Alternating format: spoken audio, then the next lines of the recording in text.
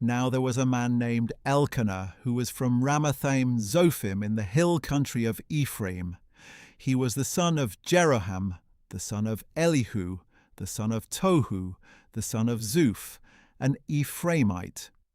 He had two wives, one named Hannah and the other Peninnah, and Peninnah had children, but Hannah had none. Year after year, Elkanah would go up from his city to worship and sacrifice to the Lord of hosts at Shiloh, where Eli's two sons, Hophni and Phinehas, were priests to the Lord. And whenever the day came for Elkanah to present his sacrifice, he would give portions to his wife Peninnah and to all her sons and daughters. But to Hannah he would give a double portion, for he loved her even though the Lord had closed her womb. Because the Lord had closed Hannah's womb, her rival would provoke her viciously to taunt her. And this went on year after year. Whenever Hannah went up to the house of the Lord, her rival taunted her until she wept and would not eat. "Hannah, why are you crying?" her husband Elkanah asked. "Why won't you eat? Why is your heart so grieved? Am I not better to you than 10 sons?" So, after they had finished eating and drinking in Shiloh, Hannah stood up. Now Eli the priest was sitting on a chair by the doorpost of the temple of the Lord. In her bitter distress, Hannah prayed to the Lord and wept with many tears. And she made a vow, saying, "O Lord of hosts, if only you will look upon the affliction of your maidservant and remember me, not forgetting your maidservant, but giving her a son, then I will dedicate him to the Lord all the days of his life, and no razor shall ever touch his head." As Hannah kept on praying before the Lord, Eli watched her mouth. Hannah was praying in her heart, and though her lips were moving, her voice couldn't be heard. So Eli thought she was drunk, and said to her, "How long will you be drunk? Put away your wine." "No, my lord," Hannah replied.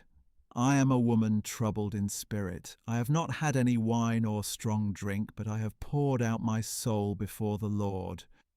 Do not take your servant for a wicked woman, for all this time I have been praying out of the depth of my anguish and grief." "Go in peace," Eli replied, "and may the God of Israel grant the petition you have asked of him." "May your maidservant find favor with you," said Hannah. Then she went on her way, and she began to eat, and her face was no longer downcast. The next morning they got up early to bow in worship before the Lord, and then they returned home to Ramah. And Elkanah had relations with his wife Hannah, and the Lord remembered her. So in the course of time Hannah conceived and gave birth to a son. She named him Samuel, saying, "Because I have asked for him from the Lord." Then Elkanah and all his house went up to make the annual sacrifice to the Lord and to fulfill his vow. But Hannah did not go.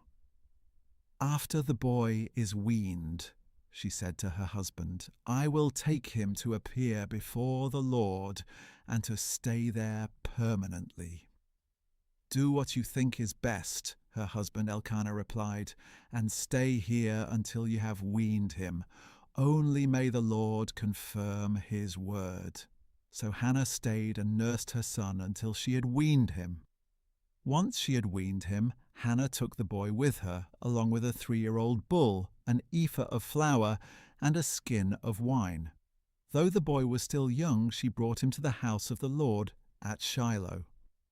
And when they had slaughtered the bull, they brought the boy to Eli. "Please, my lord," said Hannah, "as surely as you live, my lord, I am the woman who stood here beside you, praying to the Lord. I prayed for this boy, and since the Lord has granted me what I asked of him, I now dedicate the boy to the Lord. For as long as he lives, he is dedicated to the Lord." So they worshipped the Lord there.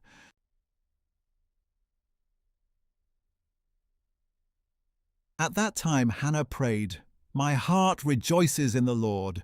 My horn is exalted in the Lord.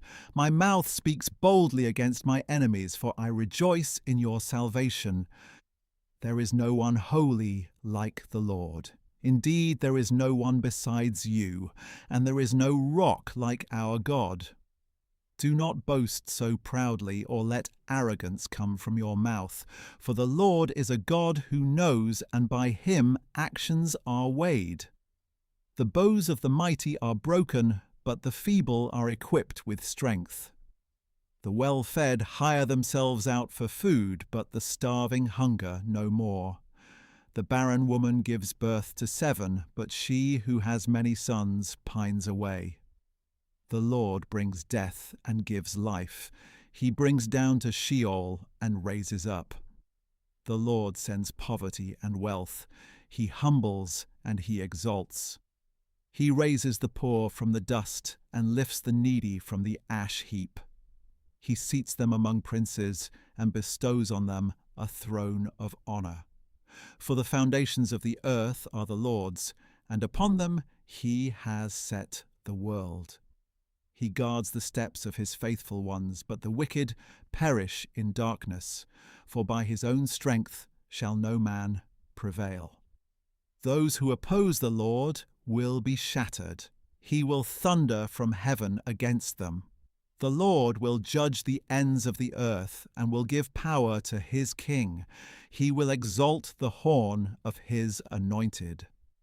Then Elkanah went home to Ramah, but the boy began ministering to the Lord before Eli the priest. Now the sons of Eli were wicked men. They had no regard for the Lord, or for the custom of the priests with the people. When any man offered a sacrifice, the servant of the priest would come with a 3-pronged meat fork while the meat was boiling, and plunge it into the pan or kettle or cauldron or cooking pot, and the priest would claim for himself whatever the meat fork brought up. This is how they treated all the Israelites who came to Shiloh. Even before the fat was burned, the servant of the priest would come and say to the man who was sacrificing, "Give the priest some meat to roast, because he will not accept boiled meat from you, but only raw." And if any man said to him, "The fat must be burned first, then you may take whatever you want," the servant would reply, "No, you must give it to me right now. If you refuse, I will take it by force."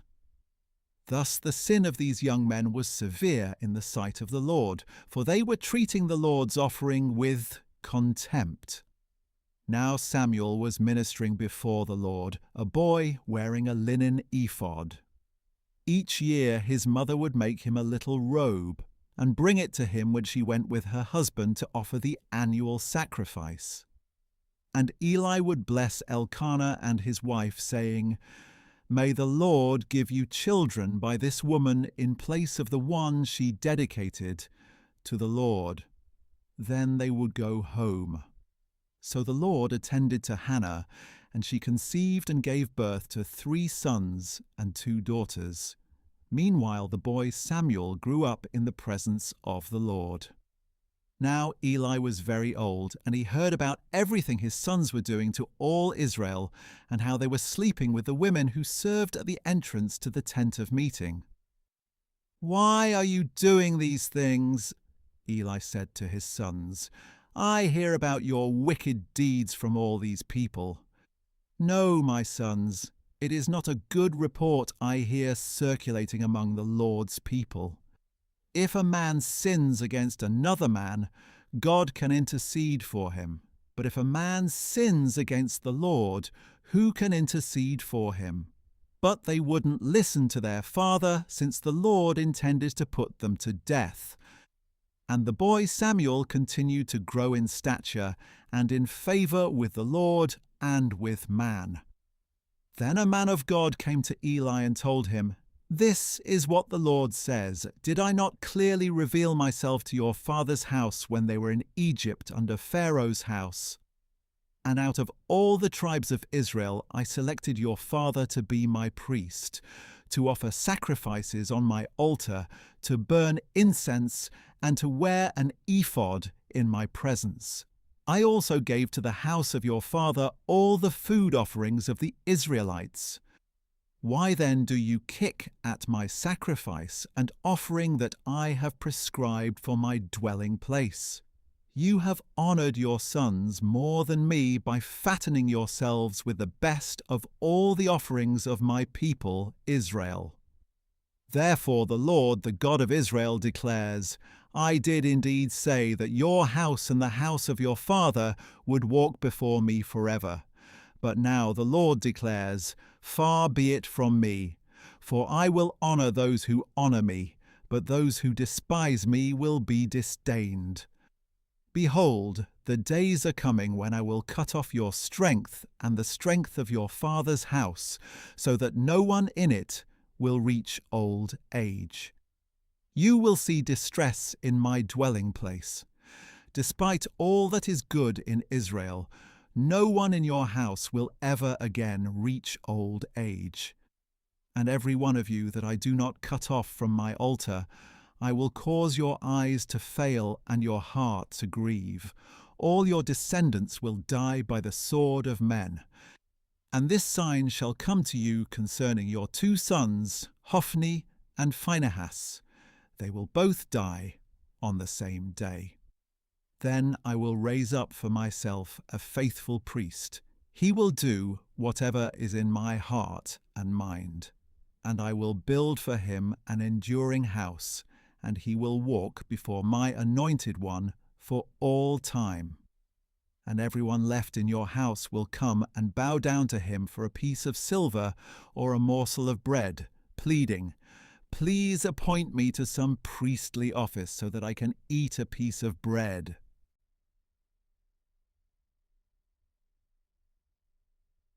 And the boy Samuel ministered to the Lord before Eli.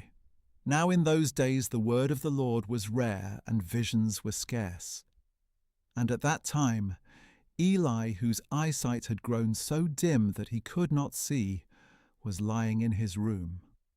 Before the lamp of God had gone out, Samuel was lying down in the temple of the Lord, where the ark of God was located.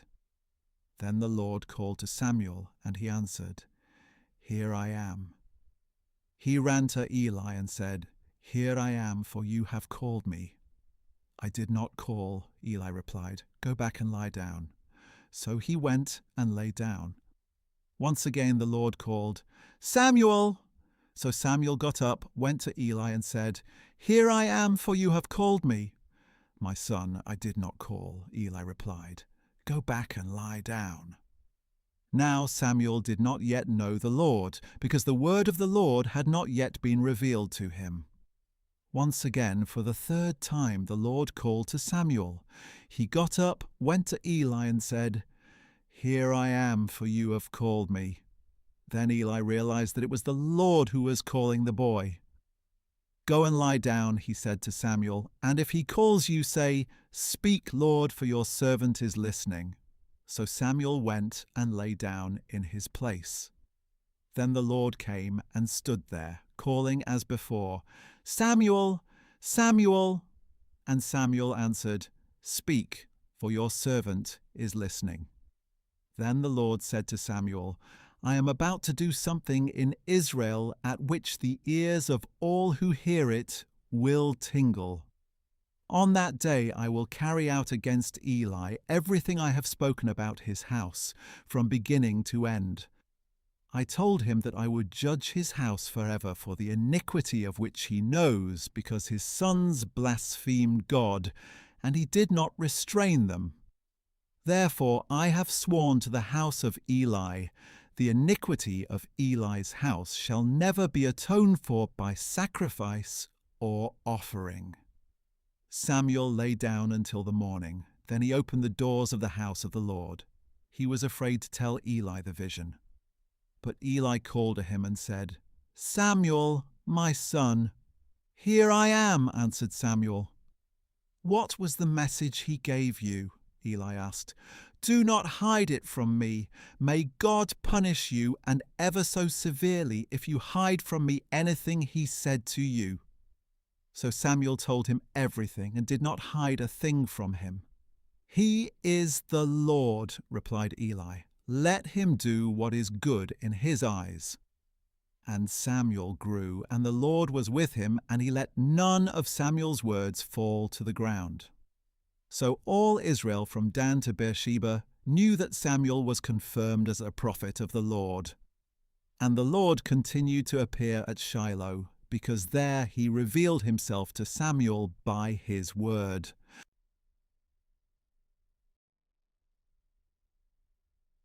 Thus the word of Samuel came to all Israel. Now the Israelites went out to meet the Philistines in battle and camped at Ebenezer, while the Philistines camped at Aphek. The Philistines arrayed themselves against Israel, and as the battle spread, Israel was defeated by the Philistines, who struck down about 4,000 men on the battlefield. When the troops returned to the camp, the elders of Israel asked, "Why has the Lord brought defeat on us before the Philistines today? Let us bring the ark of the covenant of the Lord from Shiloh, so that it may go with us to save us from the hand of our enemies." So the people sent men to Shiloh, and they brought back the ark of the covenant of the Lord of hosts, who sits enthroned between the cherubim. And the two sons of Eli, Hophni and Phinehas, were there with the ark of the covenant of God. When the ark of the covenant of the Lord entered the camp, all the Israelites raised such a great shout that the ground shook. On hearing the noise of the shout, the Philistines asked, "What is this loud shouting in the camp of the Hebrews?" And when they realized that the ark of the Lord had entered the camp, the Philistines were afraid. "The gods have entered their camp," they said. "Woe to us, for nothing like this has happened before. Woe to us! Who will deliver us from the hand of these mighty gods? These are the gods who struck the Egyptians with all kinds of plagues in the wilderness. Take courage and be men, O Philistines. Otherwise you will serve the Hebrews just as they served you. Now be men and fight." So the Philistines fought, and Israel was defeated, and each man fled to his tent. The slaughter was very great. 30,000 foot soldiers of Israel fell. The ark of God was captured, and Eli's two sons, Hophni and Phinehas, died. That same day, a Benjamite ran from the battle line all the way to Shiloh with his clothes torn and dirt on his head. When he arrived, there was Eli sitting on his chair beside the road and watching, because his heart trembled for the ark of God. When the man entered the city to give a report, the whole city cried out. Eli heard the outcry and asked, "Why this commotion?" So the man hurried over and reported to Eli. Now Eli was 98 years old, and his gaze was fixed because he could not see. "I have just come from the battle," the man said to Eli. "I fled from there today." "What happened, my son?" Eli asked. The messenger answered, "Israel has fled before the Philistines, and there has been a great slaughter among the people. Your two sons, Hophni and Phinehas, are both dead, and the ark of God has been captured." As soon as the ark of God was mentioned, Eli fell backward from his chair by the city gate, and being old and heavy, he broke his neck and died. And Eli had judged Israel 40 years.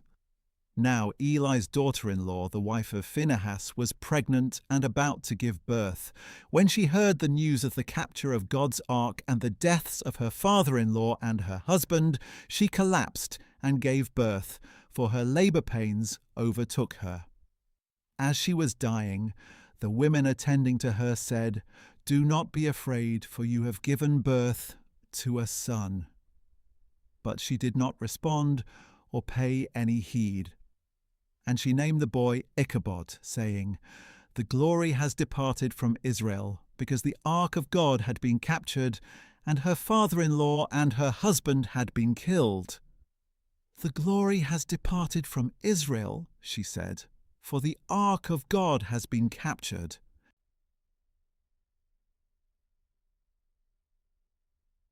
After the Philistines had captured the ark of God, they took it from Ebenezer to Ashdod, carried it into the temple of Dagon, and set it beside his statue. When the people of Ashdod got up early the next morning, there was Dagon, fallen on his face before the ark of the Lord. So they took Dagon and returned him to his place. But when they got up early the next morning, there was Dagon, fallen on his face before the ark of the Lord, with his head and his hands broken off and lying on the threshold. Only the torso remained. That is why, to this day, the priests of Dagon and all who enter the temple of Dagon in Ashdod do not step on the threshold. Now the hand of the Lord was heavy on the people of Ashdod and its vicinity, ravaging them and afflicting them with tumours. And when the men of Ashdod saw what was happening, they said, "The ark of the God of Israel must not stay here with us, because his hand is heavy upon us and upon our god Dagon." So they called together all the rulers of the Philistines and asked, "What shall we do with the ark of the God of Israel?" "It must be moved to Gath," they replied. So they carried away the ark of the God of Israel. But after they had moved the ark to Gath, the Lord's hand was also against that city, throwing it into great confusion and afflicting the men of the city, both young and old, with an outbreak of tumours. So they sent the ark of God to Ekron. But as it arrived, the Ekronites cried out, "They have brought us the ark of the God of Israel in order to kill us and our people." Then the Ekronites called together all the rulers of the Philistines and said, "Send away the ark of the God of Israel. It must return to its place, so that it will not kill us and our people." For a deadly confusion had pervaded the city. The hand of God was very heavy upon it. Those who didn't die were afflicted with tumours, and the outcry of the city went up to heaven.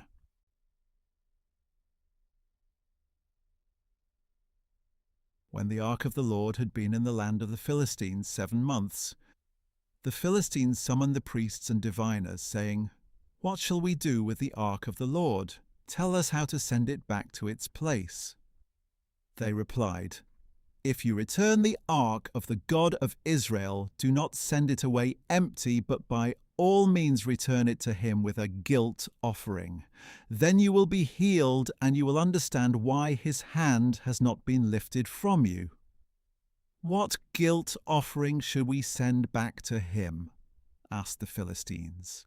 5 gold tumors and 5 gold rats," they said, "according to the number of rulers of the Philistines, since the same plague has struck both you and your rulers. Make images of your tumours and of the rats that are ravaging the land. Give glory to the God of Israel, and perhaps he will lift his hand from you and your gods and your land. Why harden your hearts as the Egyptians and Pharaoh hardened theirs? When he afflicted them, did they not send the people out so they could go on their way? Now, therefore, prepare 1 new cart with 2 milk cows that have never been yoked. Hitch the cows to the cart, but take their calves away and pen them up. Take the ark of the Lord, set it on the cart, and in a chest beside it put the gold objects you are sending back to him as a guilt offering. Then send the ark on its way, but keep watching it. If it goes up the road to its homeland toward Beth Shemesh, it is the Lord who has brought on us this great disaster. But if it does not, then we will know that it was not his hand that punished us, and that it happened by chance." So the men did as instructed. They took 2 milk cows, hitched them to the cart, and penned up their calves. Then they put the ark of the Lord on the cart, along with the chest containing the gold rats and the images of the tumors. And the cows headed straight up the road toward Beth Shemesh, staying on that one highway and lowing as they went, never straying to the right or to the left. The rulers of the Philistines followed behind them to the border of Beth Shemesh.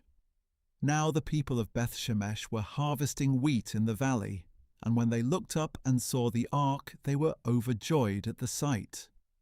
The cart came to the field of Joshua of Beth Shemesh, and stopped there near a large rock. The people chopped up the cart and offered the cows as a burnt offering to the Lord. And the Levites took down the ark of the Lord and the chest containing the gold objects, and they placed them on the large rock. That day the men of Beth Shemesh offered burnt offerings and made sacrifices to the Lord. And when the 5 rulers of the Philistines saw this, they returned to Ekron that same day. As a guilt offering to the Lord, the Philistines had sent back 1 gold tumor for each city: Ashdod, Gaza, Ashkelon, Gath, and Ekron.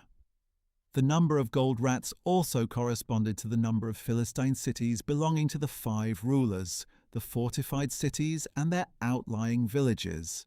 And the large rock on which they placed the ark of the Lord stands to this day in the field of Joshua of Beth Shemesh. But God struck down some of the people of Beth Shemesh because they looked inside the ark of the Lord. He struck down 70 men, and the people mourned because the Lord had struck them with a great slaughter. The men of Beth Shemesh asked, "Who can stand in the presence of the Lord, this holy God? To whom should the ark go up from here?" So they sent messengers to the people of Kiriath Jearim, saying, "The Philistines have returned the ark of the Lord. Come down and take it up with you."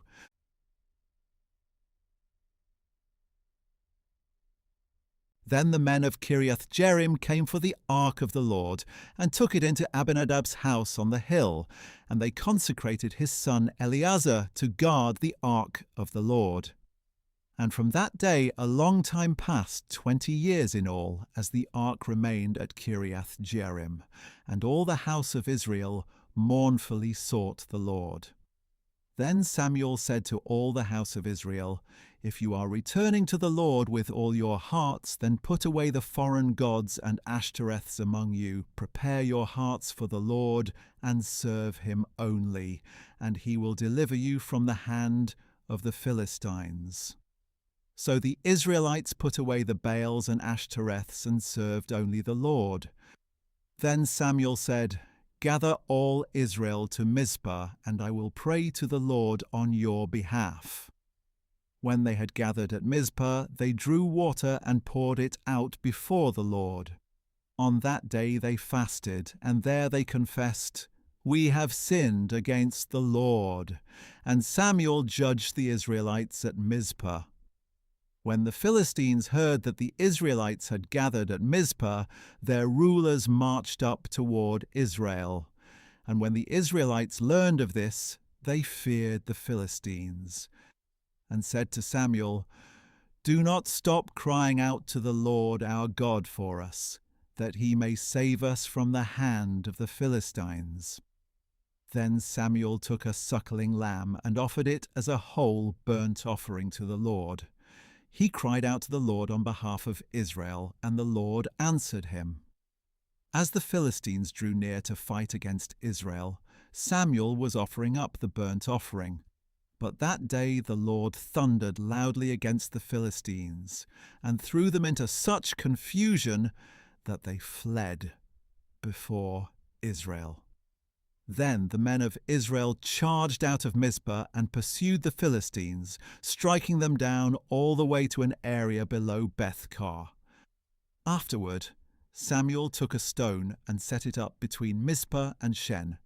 He named it Ebenezer, saying, "Thus far the Lord has helped us." So the Philistines were subdued, and they stopped invading the territory of Israel. And the hand of the Lord was against the Philistines all the days of Samuel. The cities from Ekron to Gath, which the Philistines had taken, were restored to Israel, who also delivered the surrounding territory from the hand of the Philistines. And there was peace between the Israelites and the Amorites. So Samuel judged Israel all the days of his life. Every year he would go on a circuit from Bethel to Gilgal to Mizpah, judging Israel in all these places. Then he would return to Ramah because his home was there, and there he judged Israel and built an altar to the Lord.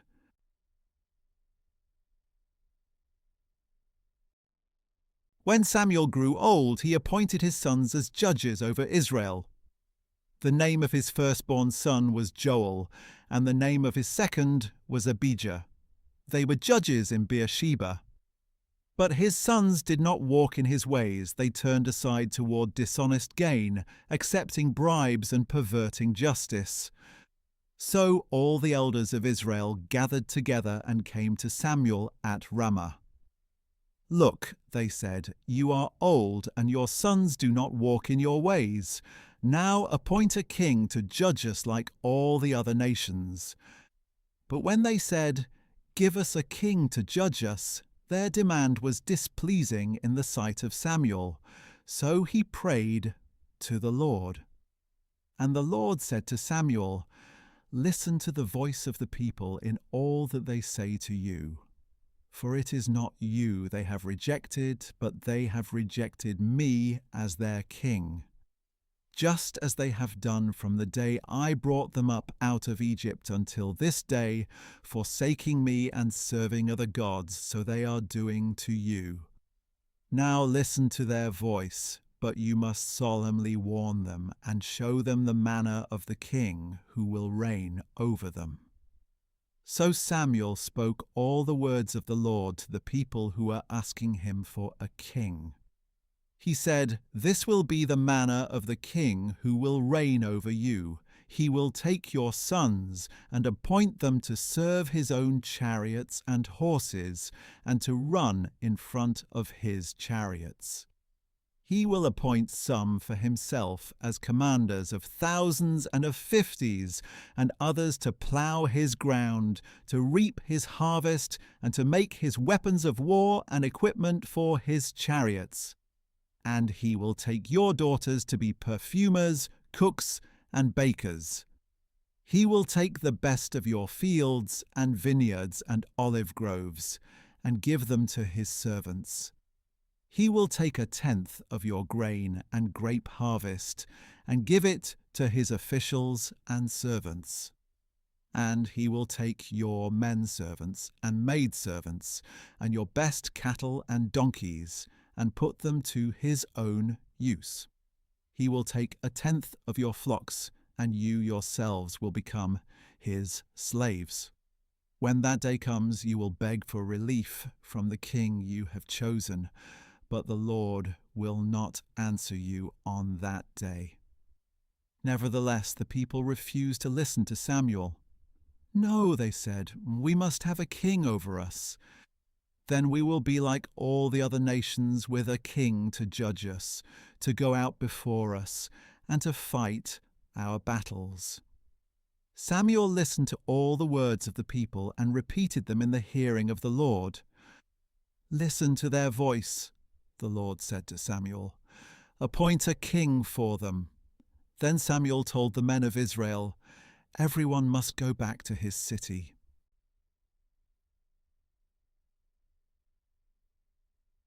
Now there was a Benjamite, a powerful man whose name was Kish, son of Abiel, the son of Zeror, the son of Bechorath, the son of Aphiah of Benjamin. And he had a son named Saul, choice and handsome, without equal among the Israelites, a head taller than any of the people. One day the donkeys of Saul's father Kish wandered off, and Kish said to his son Saul, "Take one of the servants and go look for the donkeys." So Saul passed through the hill country of Ephraim and then through the land of Shalisha, but they did not find the donkeys. He and the servant went through the region of Shaalim, but they were not there. Then they went through the land of Benjamin, and still they did not find them. When they reached the land of Zuph, Saul said to his servant, "Come, let us go back, or my father will stop worrying about the donkeys and start worrying about us." "Look," said the servant, "in this city there is a man of God who is highly respected. Everything he says surely comes to pass. Let us go there now. Perhaps he will tell us which way to go." "If we do go," Saul replied, "what can we give the man? For the bread in our packs is gone, and there is no gift to take to the man of God. What do we have?"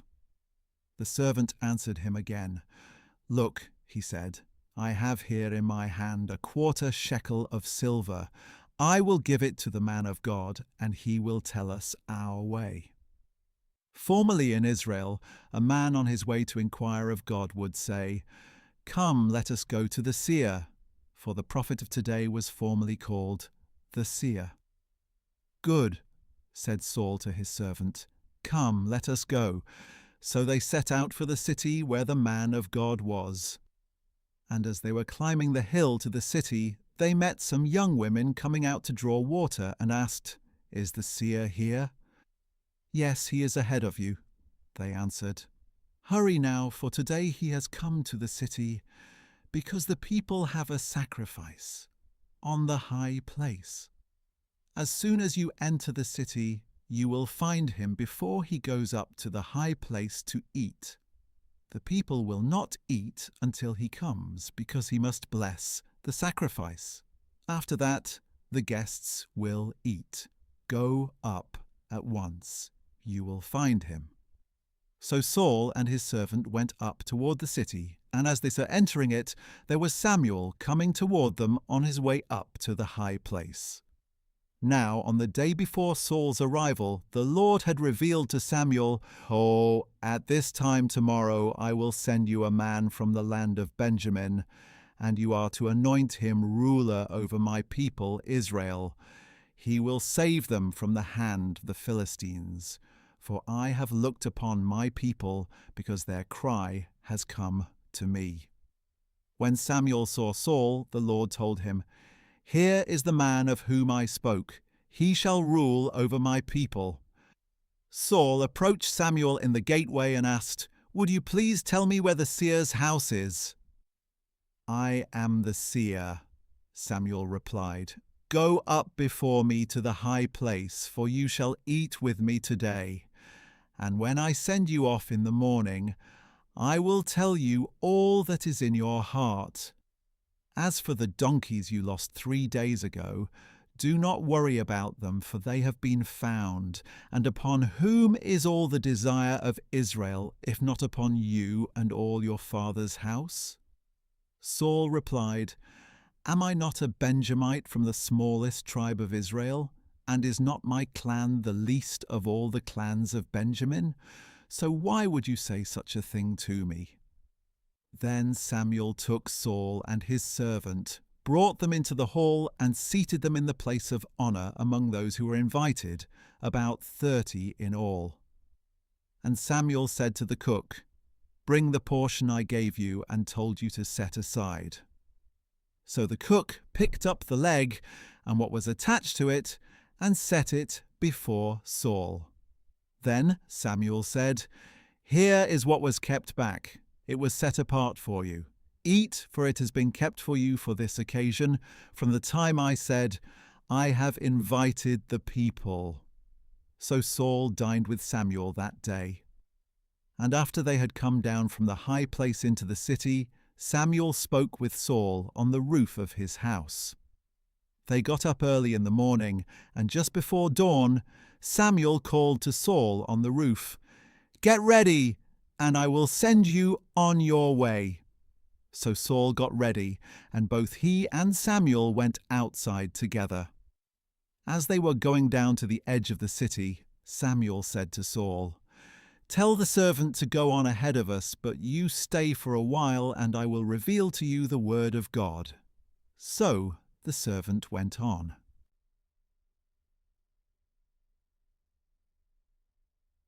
Then Samuel took a flask of oil, poured it on Saul's head, kissed him, and said, "Has not the Lord anointed you ruler over his inheritance? When you leave me today, you will find 2 men at Rachel's tomb in Zelzah on the border of Benjamin. They will say to you, 'The donkeys you seek have been found.' And now your father has stopped worrying about the donkeys and started worrying about you, asking, 'What should I do about my son?' Then you will go on from there until you come to the oak of Tabor. 3 men going up to God at Bethel will meet you there, one carrying 3 young goats, another carrying 3 loaves of bread, and another carrying a skin of wine. They will greet you and give you 2 loaves of bread, which you will accept from their hands. After that you will come to Gibeah of God, where the Philistines have an outpost. As you approach the city, you will meet a group of prophets coming down from the high place, preceded by harps, tambourines, flutes, and lyres, and they will be prophesying. Then the Spirit of the Lord will rush upon you, and you will prophesy with them, and you will be transformed into a different person. When these signs have come, do as the occasion demands, for God is with you. And you shall go before me to Gilgal, and surely I will come to you to offer burnt offerings and to sacrifice peace offerings. Wait 7 days until I come to you and show you what you are to do." As Saul turned to leave Samuel, God changed Saul's heart, and all the signs came to pass that day. When Saul and his servant arrived at Gibeah, a group of prophets met him. Then the Spirit of God rushed upon him, and he prophesied along with them. When all those who had formerly known Saul saw him prophesying with the prophets, they asked one another, "What has happened to the son of Kish? Is Saul also among the prophets?" Then a man who lived there replied, "And who is their father?" So the saying became a proverb, "Is Saul also among the prophets?" And when Saul had finished prophesying, he went up to the high place. Now Saul's uncle asked him and his servant, "Where did you go?" "To look for the donkeys," Saul replied. "When we saw they were not to be found, we went to Samuel." "Tell me," Saul's uncle asked, "what did Samuel say to you?" And Saul replied, "He assured us that the donkeys had been found." But Saul did not tell his uncle what Samuel had said about the kingship. After this, Samuel summoned the people to the Lord at Mizpah, and said to the Israelites, "This is what the Lord, the God of Israel, says. I brought Israel up out of Egypt, and I rescued you from the hands of the Egyptians and of all the kingdoms that oppressed you. But today you have rejected your God, who saves you from all your troubles and afflictions, and you have said to him, 'No, set a king over us.' Now therefore present yourselves before the Lord by your tribes and clans." Thus Samuel had all the tribes of Israel come forward, and the tribe of Benjamin was selected. Then he had the tribe of Benjamin come forward by its clans, and the clan of Matri was selected. Finally, Saul, son of Kish, was selected. But when they looked for him, they could not find him.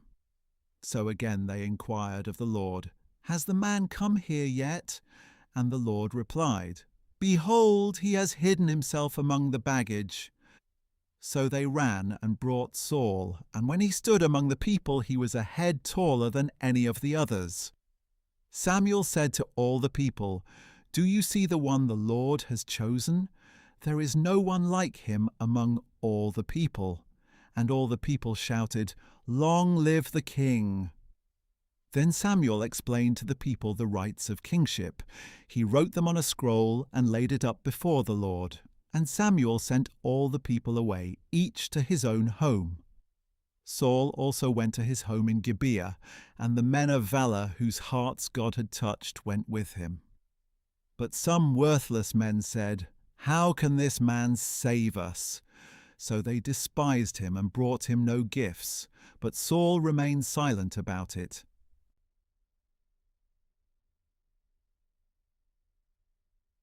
Then Nahash the Ammonite came up and laid siege to Jabesh Gilead. All the men of Jabesh said to him, "Make a treaty with us, and we will serve you." But Nahash the Ammonite replied, "I will make a treaty with you on one condition, that I may put out everyone's right eye and bring reproach upon all Israel."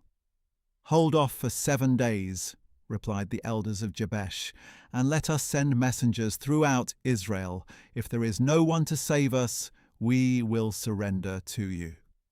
When the messengers came to Gibeah of Saul and relayed these words in the hearing of the people, they all wept aloud. Just then Saul was returning from the field behind his oxen. "What troubles the people?" asked Saul. "Why are they weeping?"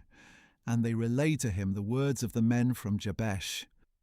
When Saul heard their words, the Spirit of God rushed upon him, and he burned with great anger.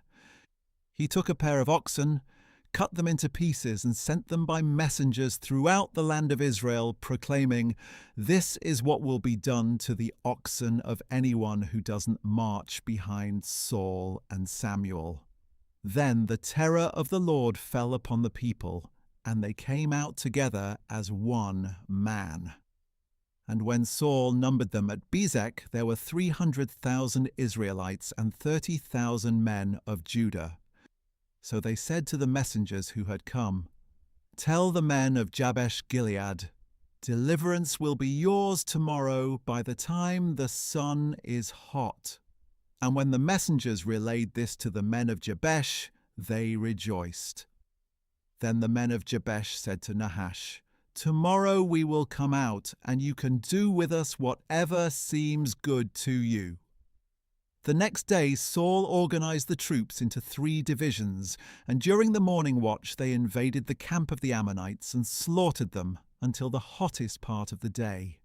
And the survivors were so scattered that no 2 of them were left together. Then the people said to Samuel, "Who said that Saul should not reign over us? Bring those men here so we can kill them." But Saul ordered, "No one shall be put to death this day, for today the Lord has worked salvation in Israel." Then Samuel said to the people, "Come, let us go to Gilgal and renew the kingship there." So all the people went to Gilgal and confirmed Saul as king in the presence of the Lord. There they sacrificed peace offerings before the Lord, and Saul and all the Israelites rejoiced greatly.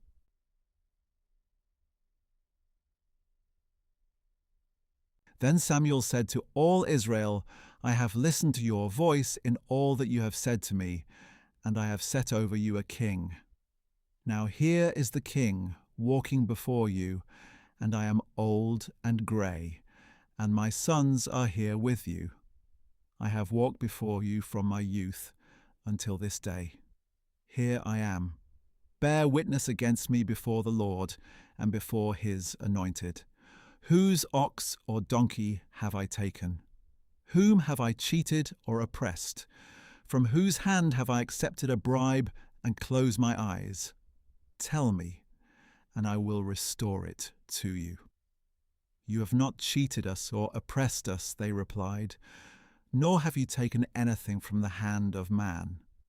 Samuel said to them, "The Lord is a witness against you, and his anointed is a witness today, that you have not found anything in my hand." "He is a witness," they replied. Then Samuel said to the people, "The Lord is the one who appointed Moses and Aaron, and who brought your fathers up out of the land of Egypt.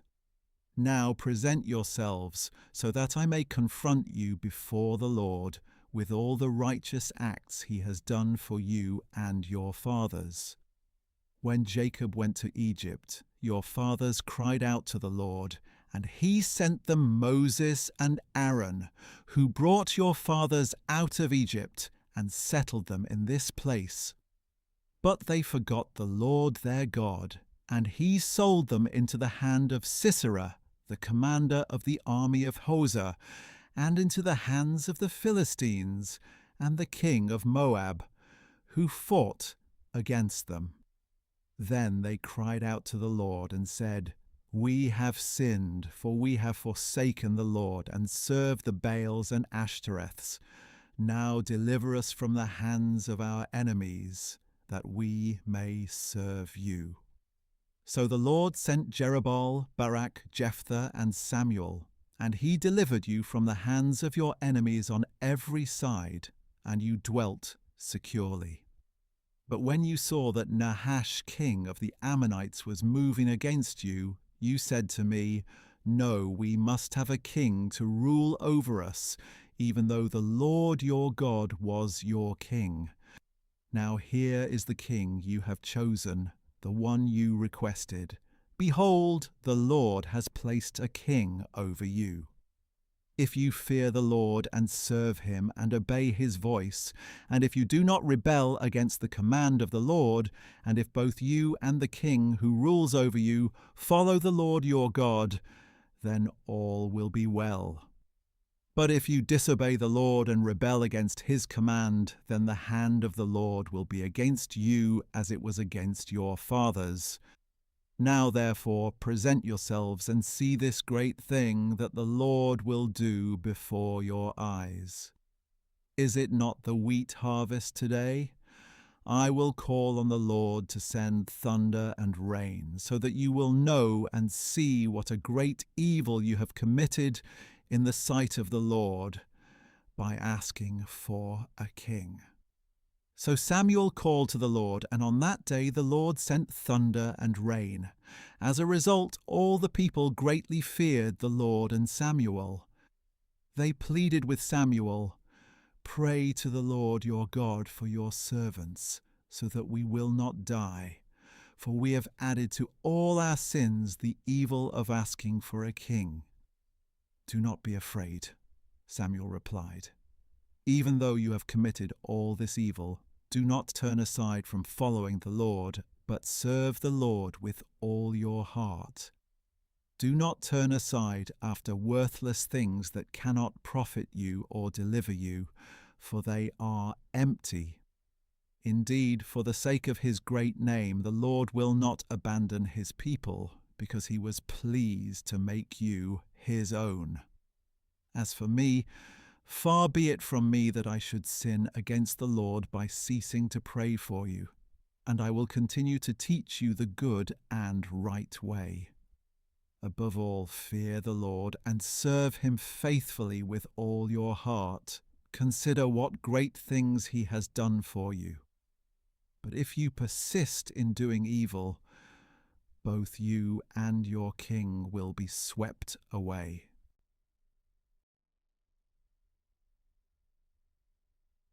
Saul was 30 years old when he became king, and he reigned over Israel 42 years. He chose for himself 3,000 men of Israel. 2,000 were with Saul at Michmash and in the hill country of Bethel, and 1,000 were with Jonathan in Gibeah of Benjamin, and the rest of the troops he sent away, each to his own home. Then Jonathan attacked the Philistine outpost at Geba, and the Philistines heard about it. So Saul blew the ram's horn throughout the land, saying, Let the Hebrews hear. And all Israel heard the news. Saul has attacked an outpost of the Philistines, and now Israel has become a stench to the Philistines. Then the people were summoned to join Saul at Gilgal. Now the Philistines assembled to fight against Israel with 3,000 chariots, 6,000 horsemen, and troops as numerous as the sand on the seashore. They went up and camped at Michmash, east of Beth Aven. Seeing that they were in danger because their troops were hard-pressed, the men of Israel hid in caves and thickets, among the rocks, and in cellars and cisterns. Some Hebrews even crossed the Jordan into the land of Gad, and Gilead. Saul, however, remained at Gilgal, and all his troops were quaking in fear. And Saul waited 7 days for the time appointed by Samuel, but Samuel did not come to Gilgal, and the troops began to desert Saul. So he said, "Bring me the burnt offering and the peace offerings." And he offered up the burnt offering. Just as he finished offering the burnt offering, Samuel arrived, and Saul went out to greet him. "What have you done?" Samuel asked. And Saul replied, "When I saw that the troops were deserting me, and that you did not come at the appointed time, and the Philistines were gathering at Michmash, I thought, now the Philistines will descend upon me at Gilgal, and I have not sought the favour of the Lord. So I felt compelled to offer the burnt offering." "You have acted foolishly," Samuel declared. "You have not kept the command that the Lord your God gave you. If you had, the Lord would have established your kingdom over Israel for all time. But now your kingdom will not endure. The Lord has sought a man after his own heart and appointed him ruler over his people, because you have not kept the command of the Lord." Then Samuel set out from Gilgal and went up to Gibeah in Benjamin. And Saul numbered the troops who were with him, about 600 men. Now Saul and Jonathan his son and the troops with them were staying in Geba of Benjamin, while the Philistines camped at Michmash. And raiders went out of the Philistine camp in 3 divisions. One headed toward Ophrah in the land of Shual, another toward Beth Horon, and the third down the border road overlooking the valley of Zeboim, facing the wilderness. And no blacksmith could be found in all the land of Israel, because the Philistines had said, "The Hebrews must not be allowed to make swords or spears."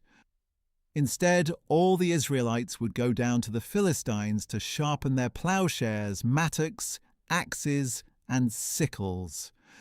The charge was a pim for sharpening a plowshare or mattock, 1/3 of a shekel for sharpening a pitchfork or an axe, and 1/3 of a shekel for repointing an ox goad.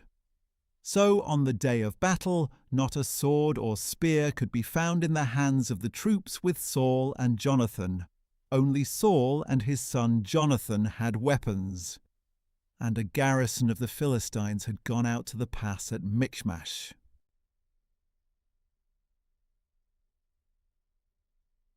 One day Jonathan son of Saul said to the young man bearing his armour, "Come, let us cross over to the Philistine outpost on the other side." But Jonathan did not tell his father. Meanwhile Saul was staying under the pomegranate tree in Migron, on the outskirts of Gibeah, and the troops who were with him numbered about 600 men, including Ahijah, who was wearing an ephod.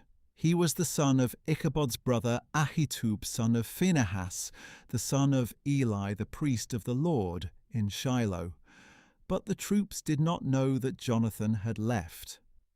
Now there were cliffs on both sides of the pass that Jonathan intended to cross to reach the Philistine outpost. One was named Bozez, and the other Seneh. One cliff stood to the north toward Michmash, and the other to the south toward Geba. Jonathan said to the young man bearing his armour, "Come, let us cross over to the outpost of these uncircumcised men. Perhaps the Lord will work on our behalf. Nothing can hinder the Lord from saving, whether by many or by few." His armour-bearer replied, "Do all that is in your heart. Go ahead, I am with you, heart and soul." "Very well," said Jonathan. "We will cross over toward these men and show ourselves to them. If they say, 'Wait until we come to you,' then we will stay where we are and will not go up to them. But if they say, 'Come on up,' then we will go up, because this will be our sign that the Lord has delivered them into our hands." So the two of them showed themselves to the outpost of the Philistines, who exclaimed, "Look, the Hebrews are coming out of the holes in which they were hiding." So the men of the outpost called out to Jonathan and his armor-bearer, "Come on up, and we will teach you a lesson." "Follow me," Jonathan told his armor-bearer, "for the Lord has delivered them into the hand of Israel." So Jonathan climbed up on his hands and feet, with his armor-bearer behind him, and the Philistines fell before Jonathan, and his armor-bearer followed and finished them off. In that first assault, Jonathan and his armor-bearer struck down about 20 men in about half an acre of land. Then panic struck the Philistines in the camp, in the field, and among all the people. Even those in the outposts and raiding parties trembled. Indeed, the earth quaked, and panic spread from God. Now when Saul's watchman at Gibeah in Benjamin looked and saw the troops melting away and scattering in every direction, Saul said to the troops who were with him, "Call the roll and see who has left us." And when they had called the roll, they saw that Jonathan and his armor-bearer were not there. Then Saul said to Ahijah, "Bring the ark of God." For at that time it was with the Israelites. While Saul was talking to the priest, the commotion in the Philistine camp continued to increase. So Saul said to the priest, "Withdraw your hand." Then Saul and all his troops assembled and marched to the battle, and they found the Philistines in total confusion, with each man wielding the sword against his neighbor. And the Hebrews who had previously gone up into the surrounding camps to join the Philistines now went over to the Israelites who were with Saul and Jonathan. When all the Israelites who had been hiding in the hill country of Ephraim heard that the Philistines were fleeing, they also joined the battle in close pursuit. So the Lord saved Israel that day, and the battle moved on beyond Beth-aven. Now the men of Israel were in distress that day, for Saul had placed the troops under an oath, saying, "Cursed is the man who eats any food before evening, before I have taken vengeance on my enemies." So none of the troops tasted any food. Then all the troops entered the forest, and there was honey on the ground. And when they entered the forest and saw the flowing honey, not one of them put his hand to his mouth because they feared the oath. Jonathan, however, had not heard that his father had bound the people with the oath, so he reached out the end of the staff in his hand, dipped it into the honeycomb, and put his hand to his mouth, and his eyes brightened. Then one of the soldiers told him, "Your father bound the troops with a solemn oath, saying, 'Cursed is the man who eats food today.' That is why the people are faint." "My father has brought trouble to the land," Jonathan replied. "Just look at how my eyes have brightened because I tasted a little of this honey. How much better it would have been if the troops had eaten freely today from the plunder they took from their enemies. Would not the slaughter of the Philistines have been much greater?" That day, after the Israelites had struck down the Philistines from Michmash to Aijalon, the people were very faint. So they rushed greedily to the plunder, taking sheep, cattle, and calves. They slaughtered them on the ground and ate meat with the blood still in it. Then someone reported to Saul, "Look, the troops are sinning against the Lord by eating meat with the blood still in it." "You have broken faith," said Saul. "Roll a large stone over here at once." Then he said, "Go among the troops and tell them, each man must bring me his ox or his sheep, slaughter them in this place, and then eat. Do not sin against the Lord by eating meat with the blood still in it." So that night everyone brought his ox and slaughtered it there. Then Saul built an altar to the Lord. It was the first time he had built an altar to the Lord.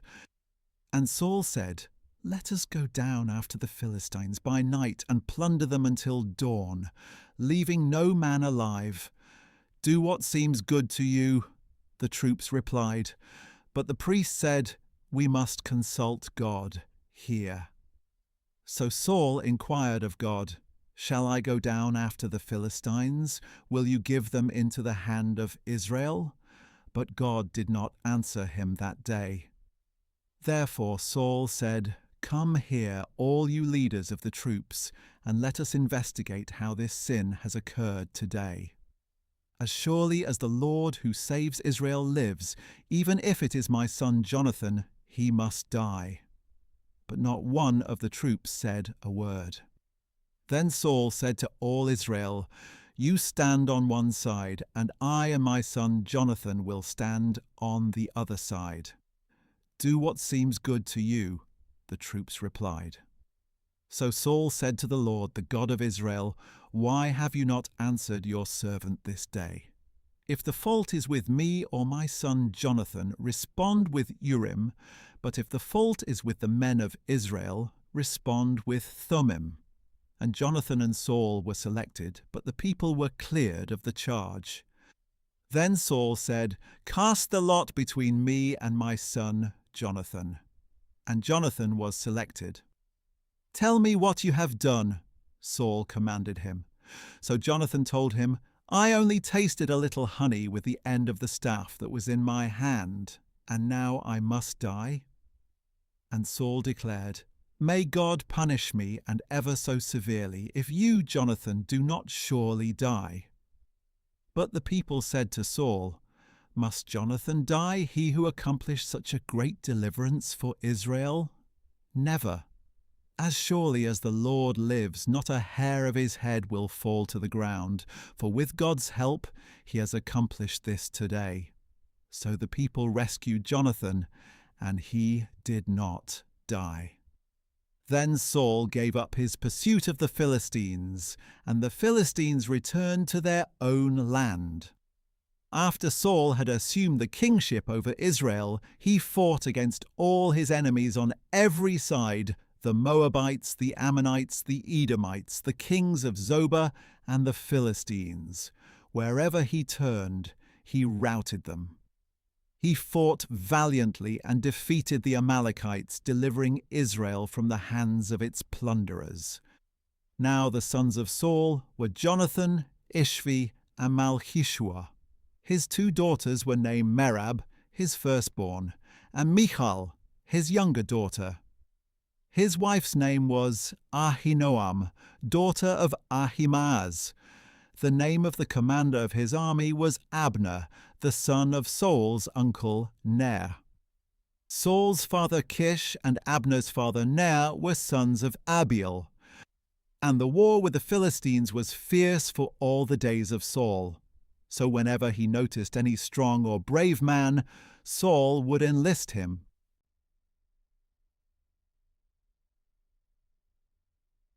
Then Samuel said to Saul, "The Lord sent me to anoint you king over his people Israel. Now therefore listen to the words of the Lord. This is what the Lord of hosts says. I witnessed what the Amalekites did to the Israelites when they opposed them on their way up from Egypt. Now go and attack the Amalekites, and devote to destruction all that belongs to them. Do not spare them, but put to death men and women, children and infants, oxen and sheep, camels and donkeys." So Saul summoned the troops and numbered them at Telaim, 200,000 foot soldiers and 10,000 men of Judah. Saul came to the city of Amalek and lay in wait in the valley. And he warned the Kenites, "Since you showed kindness to all the Israelites when they came up out of Egypt, go on and get away from the Amalekites. Otherwise I will sweep you away with them." So the Kenites moved away from the Amalekites. Then Saul struck down the Amalekites all the way from Havilah to Shur, which is east of Egypt. He captured Agag, king of Amalek, alive, but devoted all the others to destruction with the sword. Saul and his troops spared Agag, along with the best of the sheep and cattle, the fat calves and lambs, and the best of everything else. They were unwilling to devote them to destruction, but they devoted to destruction all that was despised and worthless. Then the word of the Lord came to Samuel, saying, I regret that I have made Saul king, for he has turned away from following me and has not carried out my instructions. And Samuel was distressed and cried out to the Lord all that night. Early in the morning, Samuel got up to confront Saul, but he was told, Saul has gone to Carmel, and behold, he has set up a monument for himself, and has turned and gone down to Gilgal. When Samuel reached him, Saul said to him, May the Lord bless you. I have carried out the Lord's instructions. But Samuel replied, Then what is this bleating of sheep and lowing of cattle that I hear? Saul answered, The troops brought them from the Amalekites. They spared the best sheep and cattle to sacrifice to the Lord your God, but the rest we devoted to destruction. Stop, exclaimed Samuel. Let me tell you what the Lord said to me last night. Tell me, Saul replied. And Samuel said, Although you were once small in your own eyes, have you not become the head of the tribes of Israel? The Lord anointed you king over Israel, and sent you on a mission, saying, Go and devote to destruction the sinful Amalekites. Fight against them until you have wiped them out. So why did you not obey the Lord? Why did you rush upon the plunder and do evil in the sight of the Lord? But I did obey the Lord, Saul replied. I went on the mission that the Lord gave me. I brought back Agag, king of Amalek, and devoted the Amalekites to destruction. The troops took sheep and cattle from the plunder, the best of the things devoted to destruction, in order to sacrifice them to the Lord your God at Gilgal. But Samuel declared, Does the Lord delight in burnt offerings and sacrifices as much as in obedience to his voice? Behold, obedience is better than sacrifice, and attentiveness is better than the fat of rams. For rebellion is like the sin of divination, and arrogance is like the wickedness of idolatry. Because you have rejected the word of the Lord, he has rejected you as king.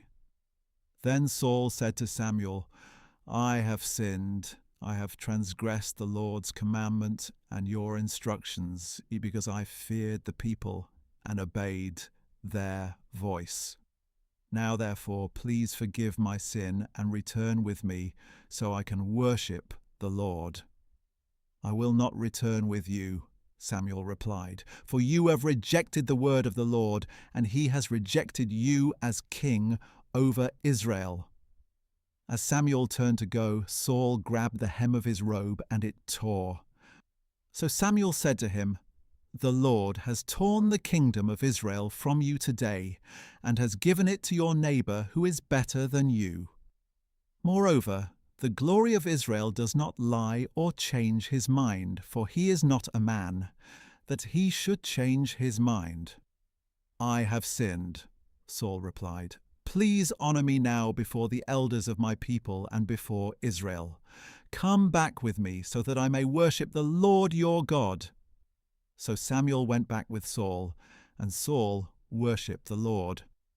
Then Samuel said, Bring me Agag, king of the Amalekites. Agag came to him cheerfully, for he thought, Surely the bitterness of death is past. But Samuel declared, As your sword has made women childless, so your mother will be childless among women. And Samuel hacked Agag to pieces before the Lord at Gilgal. Then Samuel went to Ramah, but Saul went up to his home in Gibeah of Saul. And to the day of his death, Samuel never again visited Saul.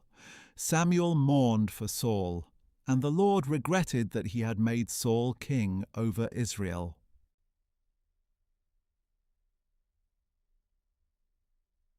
Now the Lord said to Samuel, How long are you going to mourn for Saul, since I have rejected him as king over Israel? Fill your horn with oil and go. I am sending you to Jesse of Bethlehem, for I have selected from his sons a king for myself." "How can I go?" Samuel asked. "Saul will hear of it and kill me." The Lord answered, "Take a heifer with you and say, 'I have come to sacrifice to the Lord.' Then invite Jesse to the sacrifice, and I will show you what you are to do. You are to anoint for me the one I indicate." So Samuel did what the Lord had said, and went to Bethlehem. When the elders of the town met him, they trembled and asked, "Do you come in peace?" "In peace," he replied. "I have come to sacrifice to the Lord. Consecrate yourselves and come with me to the sacrifice." Then he consecrated Jesse and his sons and invited them to the sacrifice.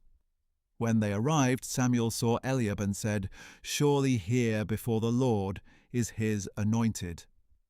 But the Lord said to Samuel, "Do not consider his appearance or height, for I have rejected him. The Lord does not see as man does, for man sees the outward appearance, but the Lord sees the heart." Then Jesse called Abinadab and presented him to Samuel, who said, "The Lord has not chosen this one either." Next Jesse presented Shammah, but Samuel said, "The Lord has not chosen this one either." Thus Jesse made 7 of his sons pass before Samuel, but Samuel told him, "The Lord has not chosen any of these." And Samuel asked him, "Are these all the sons you have?" "There is still the youngest," Jesse replied, "but he is tending the sheep." "Send for him," Samuel replied, "for we will not sit down to eat until he arrives." So Jesse sent for his youngest son and brought him in. He was ruddy, with beautiful eyes and a handsome appearance. And the Lord said, "Rise and anoint him, for he is the one." So Samuel took the horn of oil and anointed him in the presence of his brothers, and the Spirit of the Lord rushed upon David from that day forward. Then Samuel set out and went to Ramah. Now the Spirit of the Lord departed from Saul, and a spirit of distress from the Lord began to torment him. Saul's servants said to him, "Surely a spirit of distress from God is tormenting you. Let our Lord command your servants here to seek out someone who can skillfully play the harp. Whenever the spirit of distress from God is upon you, he is to play it, and you will be well." And Saul commanded his servants, "Find me someone who plays well, and bring him to me." One of the servants answered, "I have seen a son of Jesse of Bethlehem who knows how to play the harp. He is a mighty man of valor, a warrior, eloquent and handsome, and the Lord is with him." So Saul sent messengers to Jesse and said, "Send me your son David, who is with the sheep." And Jesse took a donkey loaded with bread, a skin of wine, and 1 young goat, and sent them to Saul with his son David. When David came to Saul and entered his service, Saul loved him very much, and David became his armor-bearer. Then Saul sent word to Jesse, saying, "Let David remain in my service, for I am pleased with him." And whenever the Spirit from God came upon Saul, David would pick up his harp and play. Then Saul would find relief and feel better, and the spirit of distress would depart from him.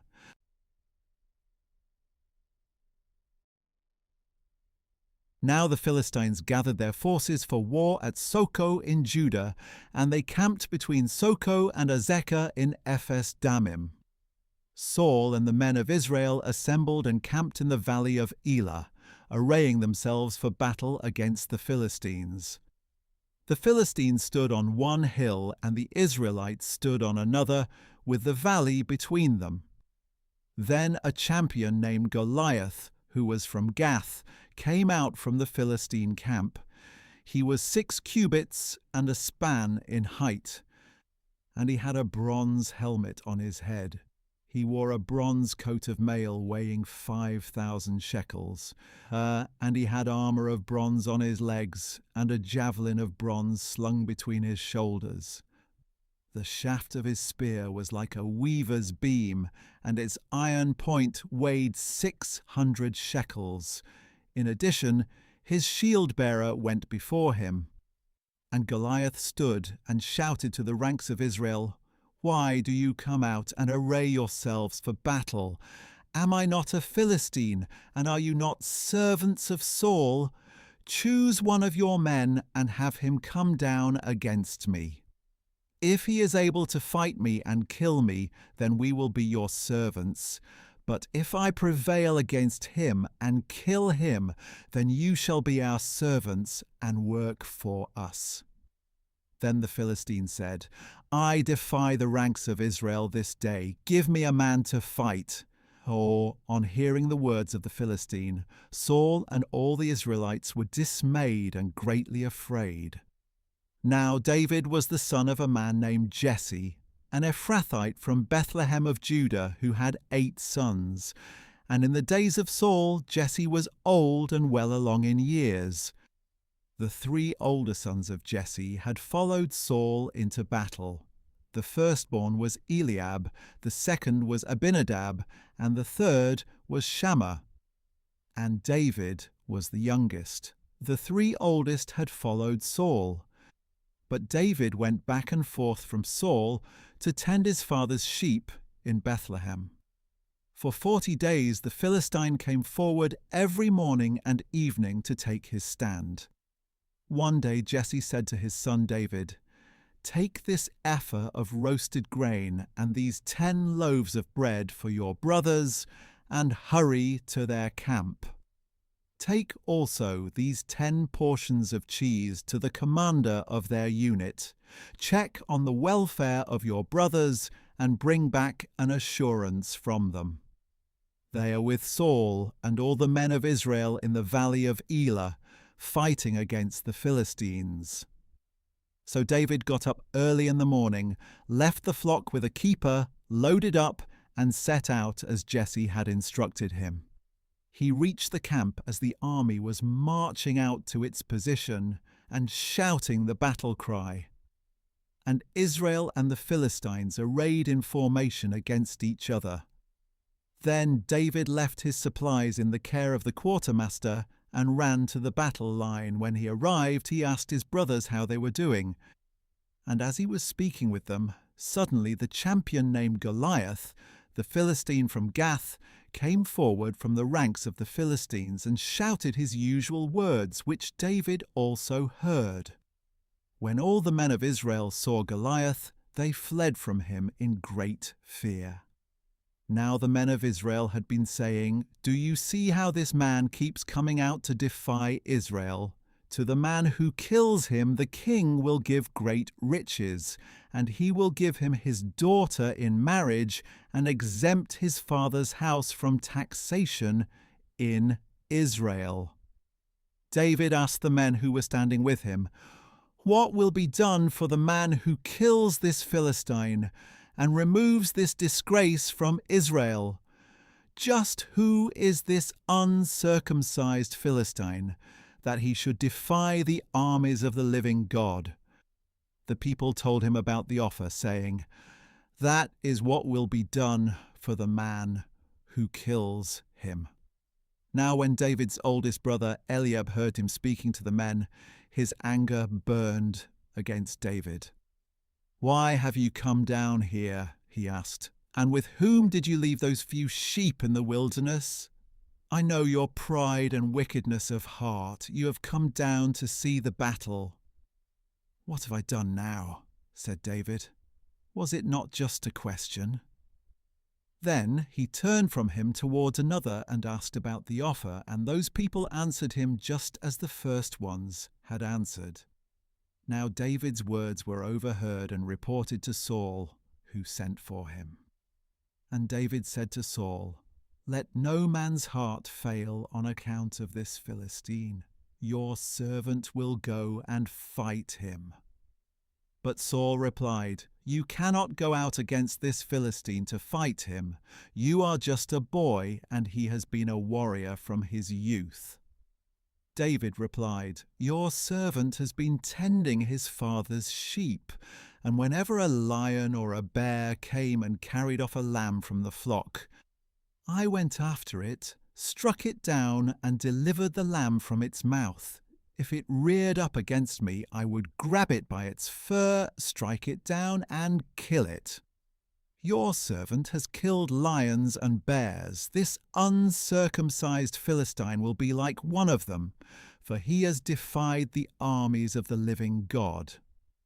David added, "The Lord, who delivered me from the claws of the lion and the bear, will deliver me from the hand of this Philistine." "Go," said Saul, "and may the Lord be with you." Then Saul clothed David in his own tunic, put a bronze helmet on his head, and dressed him in armor. David strapped his sword over the tunic and tried to walk, but he was not accustomed to them. "I cannot walk in these," David said to Saul. "I am not accustomed to them." So David took them off. And David took his staff in his hand, selected 5 smooth stones from the brook, and put them in the pouch of his shepherd's bag. And with his sling in hand, he approached the Philistine. Now the Philistine came closer and closer to David, with his shield-bearer before him. When the Philistine looked and saw David, he despised him because he was just a boy, ruddy and handsome. "Am I a dog," he said to David, "that you come at me with sticks?" And the Philistine cursed David by his gods. "Come here," he called to David, "and I will give your flesh to the birds of the air and the beasts of the field." But David said to the Philistine, "You come against me with sword and spear and javelin, but I come against you in the name of the Lord of hosts, the God of the armies of Israel, whom you have defied. This day the Lord will deliver you into my hand.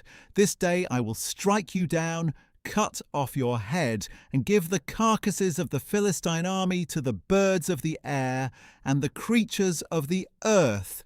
Then the whole world will know that there is a God in Israel. And all those assembled here will know that it is not by sword or spear that the Lord saves. For the battle is the Lord's, and he will give all of you into our hands." As the Philistine started forward to attack him, David ran quickly toward the battle line to meet him. Then David reached into his bag, took out a stone, and slung it, striking the Philistine on the forehead. The stone sank into his forehead, and he fell face down on the ground. Thus David prevailed over the Philistine with a sling and a stone. Without a sword in his hand, he struck down the Philistine and killed him. David ran and stood over him. He grabbed the Philistine's sword and pulled it from its sheath and killed him, and he cut off his head with the sword. When the Philistines saw that their hero was dead, they turned and ran. Then the men of Israel and Judah charged forward with a shout and pursued the Philistines to the entrance of Gath and to the gates of Ekron. And the bodies of the Philistines were strewn along the Shaaraim road to Gath and Ekron. When the Israelites returned from their pursuit of the Philistines, they plundered their camps. David took the head of the Philistine and brought it to Jerusalem, and he put Goliath's weapons in his own tent.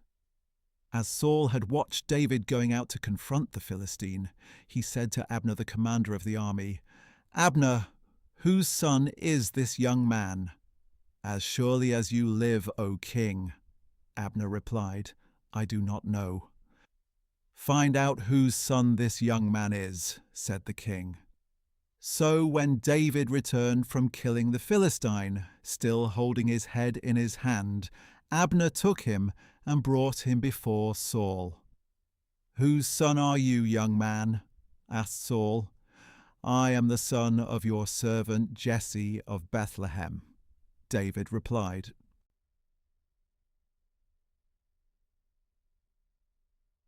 After David had finished speaking with Saul, the souls of Jonathan and David were knit together, and Jonathan loved him as himself.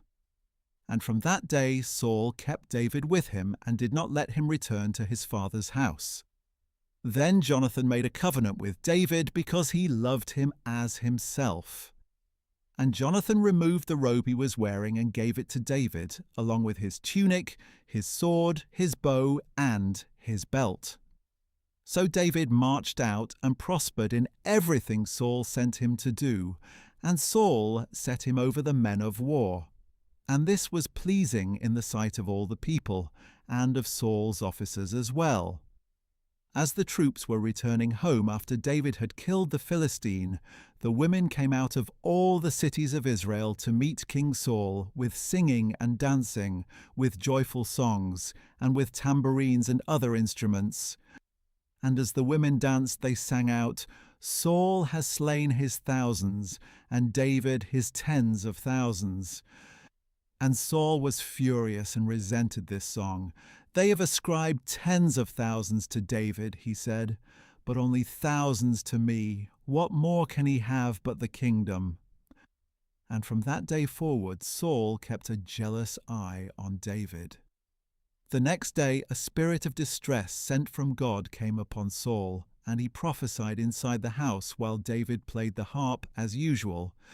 Now Saul was holding a spear, and he hurled it, thinking, "I will pin David to the wall." But David eluded him twice. So Saul was afraid of David, because the Lord was with David, but had departed from Saul. Therefore Saul sent David away and gave him command of 1,000 men. David led the troops out to battle and back, and he continued to prosper in all his ways because the Lord was with him. When Saul saw that David was very successful, he was afraid of him. But all Israel and Judah loved David because he was leading them out to battle and back.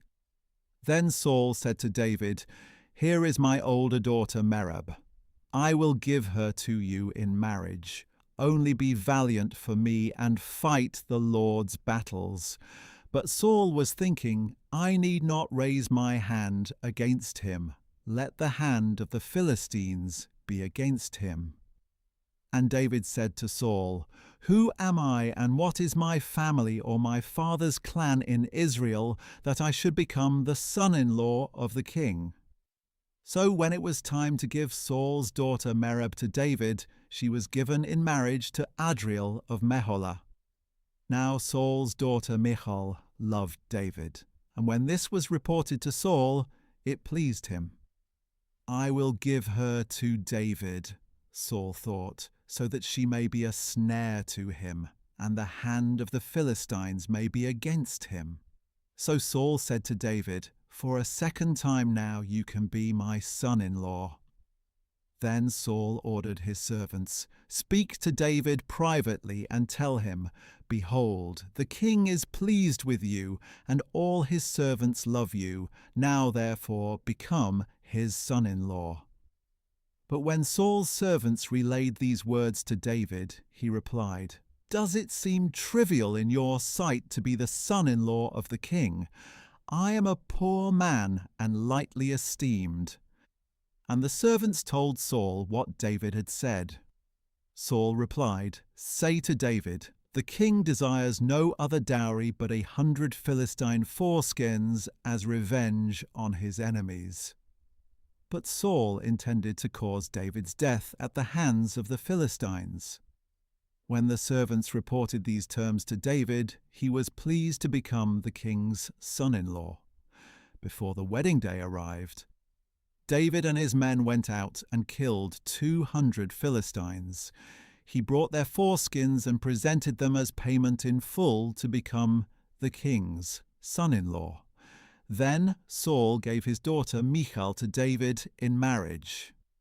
When Saul realized that the Lord was with David and that his daughter Michal loved David, he grew even more afraid of David. So from then on, Saul was David's enemy. Every time the Philistine commanders came out for battle, David was more successful than all of Saul's officers, so that his name was highly esteemed.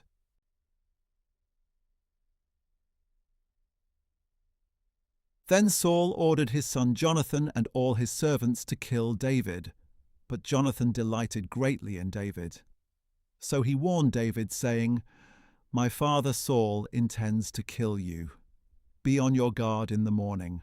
Find a secret place and hide there. I will go out and stand beside my father in the field where you are, so I can ask about you. And if I find out anything, I will tell you." Then Jonathan spoke well of David to his father Saul, and said to him, "The king should not sin against his servant David. He has not sinned against you. In fact, his actions have been highly beneficial to you.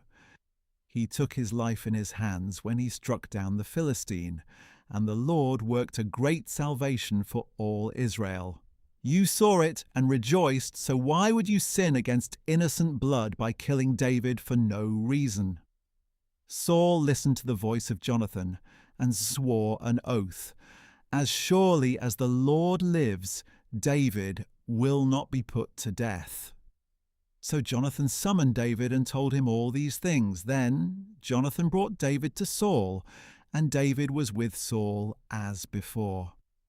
When war broke out again, David went out and fought the Philistines and struck them with such a mighty blow that they fled before him. But as Saul was sitting in his house with his spear in his hand, a spirit of distress from the Lord came upon him. While David was playing the harp, Saul tried to pin him to the wall with his spear, but David eluded him and the spear struck the wall, and David fled and escaped that night. Then Saul sent messengers to David's house to watch him and kill him in the morning. But David's wife Michal warned him, "If you do not run for your life tonight, tomorrow you will be dead." So Michal lowered David from the window, and he ran away and escaped. Then Michal took a household idol and laid it in the bed, placed some goat hair on its head, and covered it with a garment. When Saul sent the messengers to seize David, Michal said, "He is ill." But Saul sent the messengers back to see David and told them, "Bring him up to me in his bed, so I can kill him." And when the messengers entered, there was the idol in the bed, with the goat hair on its head. And Saul said to Michal, "Why did you deceive me like this? You sent my enemy away, and he has escaped." Michal replied, "He said to me, 'Help me get away, or I will kill you.'" So David ran away and escaped. And he went to Samuel at Ramah and told him all that Saul had done to him. Then he and Samuel went to Naioth and stayed there. When Saul was told that David was at Naioth in Ramah, he sent messengers to seize him. But when they saw the group of prophets prophesying, with Samuel leading them, the Spirit of God came upon them, and Saul's messengers also began to prophesy. When this was reported to Saul, he sent more messengers, but they began to prophesy as well. So Saul tried again and sent messengers a third time, and even they began to prophesy. Finally, Saul himself left for Ramah and came to the large cistern at Seku, where he asked, "Where are Samuel and David?" "At Naioth in Ramah," he was told. So Saul went to Naioth in Ramah, but the Spirit of God came upon even Saul, and he walked along prophesying until he came to Naioth in Ramah. Then Saul stripped off his robes and also prophesied before Samuel, and he collapsed and lay naked all that day and night. That is why it is said, "Is Saul also among the prophets?"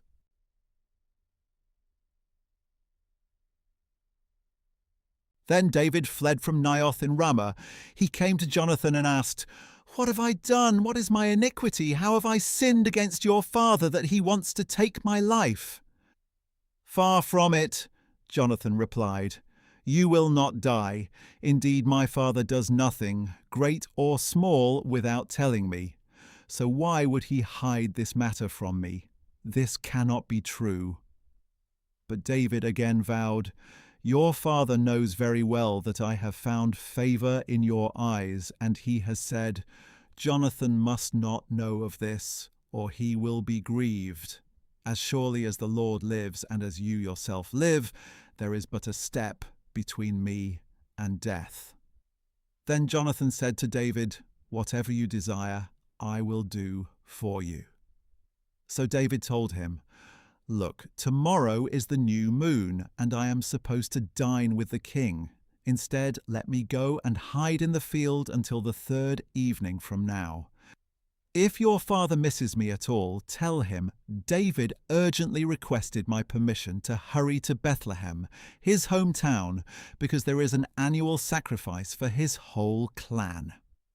If he says, 'Good,' then your servant is safe, but if he is enraged, you will know he has evil intentions. Therefore show kindness to your servant, for you have brought me into a covenant with you before the Lord. If there is iniquity in me, then kill me yourself. Why should you bring me to your father?" "Oh, never," Jonathan replied. "If I ever found out that my father had evil intentions against you, would I not tell you?" Then David asked Jonathan, "Who will tell me if your father answers you harshly?" "Come," he replied, "let us go out to the field." So the two of them went out into the field. And Jonathan said, "By the Lord, the God of Israel, I will sound out my father by this time tomorrow or the next day. If he is favorable toward you, will I not send for you and tell you? But if my father intends to bring evil on you, then may the Lord punish me, and ever so severely, if I do not tell you and send you on your way in safety. May the Lord be with you, just as he has been with my father. And as long as I live, treat me with the Lord's loving devotion, that I may not die. And do not ever cut off your loving devotion from my household, not even when the Lord cuts off every one of David's enemies from the face of the earth." So Jonathan made a covenant with the house of David, saying, "May the Lord hold David's enemies accountable." And Jonathan had David reaffirm his vow out of love for him, for Jonathan loved David as he loved himself. Then Jonathan said to David, "Tomorrow is the new moon, and you will be missed, because your seat will be empty. When you have stayed 3 days, hurry down to the place you hid on the day this trouble began, and remain beside the stone easel. I will shoot 3 arrows to the side of it, as if I were aiming at a target. Then I will send a boy and say, 'Go, find the arrows.' Now, if I expressly say to him, 'Look, the arrows are on this side of you, bring them,' then come, because as surely as the Lord lives, it is safe for you, and there is no danger. But if I say to the young man, 'Look, the arrows are beyond you,' then you must go, for the Lord has sent you away. And as for the matter you and I have discussed, the Lord is a witness between you and me forever." So David hid in the field, and when the new moon had come, the king sat down to eat. He sat in his usual place by the wall, opposite Jonathan and beside Abner, but David's place was empty. Saul said nothing that day because he thought, "Something has happened to David to make him ceremonially unclean. Surely he is unclean." But on the day after the new moon, the second day, David's place was still empty, and Saul asked his son Jonathan, "Why hasn't the son of Jesse come to the meal either yesterday or today?" Jonathan answered, "David urgently requested my permission to go to Bethlehem, saying, 'Please let me go, because our clan is holding a sacrifice in the city, and my brother has told me to be there. So now, if I have found favor in your eyes, please let me go and see my brothers. That is why he has not come to the king's table." Then Saul's anger burned against Jonathan, and he said to him, "You son of a perverse and rebellious woman, do I not know that you have chosen the son of Jesse to your own shame, and to the shame of the mother who bore you? For as long as the son of Jesse lives on this earth, neither you nor your kingdom shall be established. Now send for him and bring him to me, for he must surely die." "Why must he be put to death?" Jonathan replied. "What has he done?" Then Saul hurled his spear at Jonathan to kill him. So Jonathan knew that his father was determined to kill David. Jonathan got up from the table in fierce anger and did not eat any food that second day of the month, for he was grieved by his father's shameful treatment of David. In the morning, Jonathan went out to the field for the appointment with David, and a small boy was with him. He said to the boy, "Run and find the arrows I shoot." And as the boy ran, Jonathan shot an arrow beyond him. When the boy reached the place where Jonathan's arrow had fallen, Jonathan called to him, "Isn't the arrow beyond you?" Then Jonathan cried out, "Hurry, make haste, do not delay." So the boy picked up the arrow and returned to his master. But the boy did not know anything. Only Jonathan and David knew the arrangement. Then Jonathan gave his equipment to the boy and said, "Go, take it back to the city." When the young man had gone, David got up from the south side of the stone, fell face down and bowed 3 times. Then he and Jonathan kissed each other and wept together, though David wept more. And Jonathan said to David, "Go in peace, for the 2 of us have sworn in the name of the Lord, saying, 'May the Lord be a witness between you and me, and between your descendants and mine forever.'" Then David got up and departed, and Jonathan went back into the city.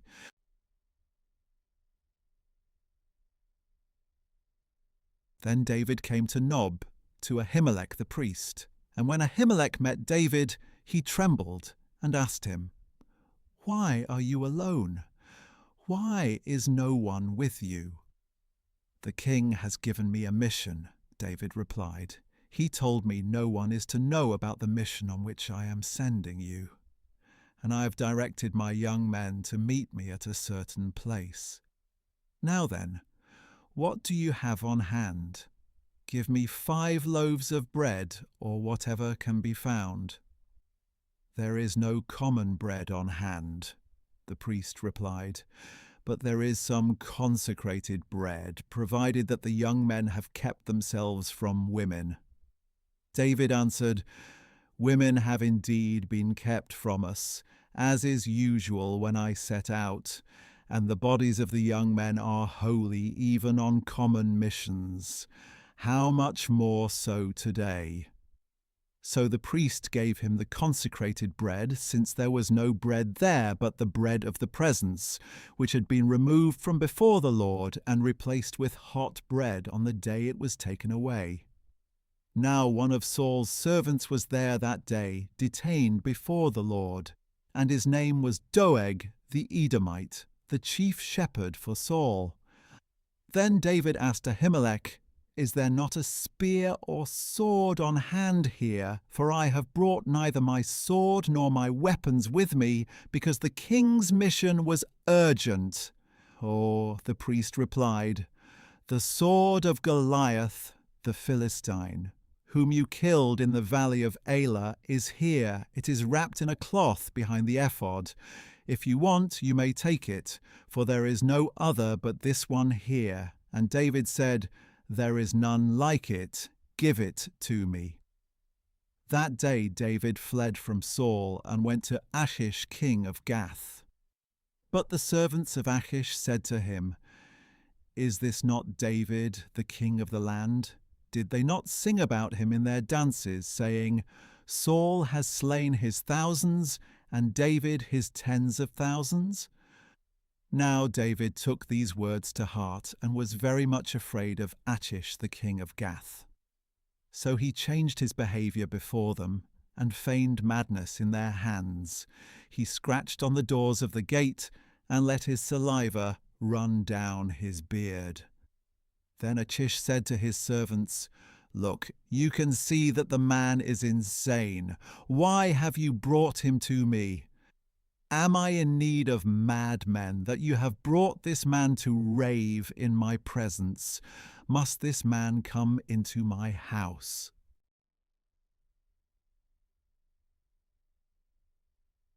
So David left Gath and took refuge in the cave of Adullam. When his brothers and the rest of his father's household heard about it, they went down to him there. And all who were distressed or indebted or discontented rallied around him, and he became their leader.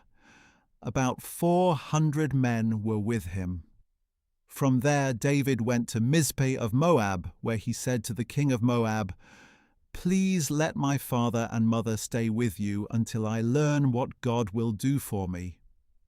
So he left them in the care of the king of Moab, and they stayed with him the whole time David was in the stronghold. Then the prophet Gad said to David, "Do not stay in the stronghold. Depart and go into the land of Judah." So David left and went to the forest of Hereth. Soon Saul learned that David and his men had been discovered. At that time Saul was sitting under the tamarisk tree on the hill at Gibeah, with his spear in hand and all his servants standing around him. Then Saul said to his servants, "Listen, men of Benjamin, is the son of Jesse giving all of you fields and vineyards and making you commanders of thousands or hundreds? Is that why all of you have conspired against me? Not one of you told me that my own son had made a covenant with the son of Jesse. Not one of you has shown concern for me or revealed to me that my son has stirred up my own servant to lie in wait against me, as is the case today." But Doeg the Edomite, who had stationed himself with Saul's servants, answered, "I saw the son of Jesse come to Ahimelech son of Ahitub at Nob. Ahimelech inquired of the Lord for him and gave him provisions. He also gave him the sword of Goliath the Philistine." Then the king sent messengers to summon Ahimelech the priest, the son of Ahitub, and his father's whole family, who were priests at Nob, and all of them came to the king.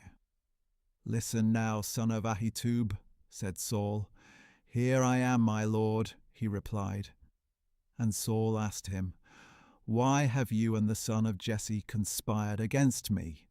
You gave him bread and a sword and inquired of God for him so that he could rise up against me to lie in wait, as he is doing today."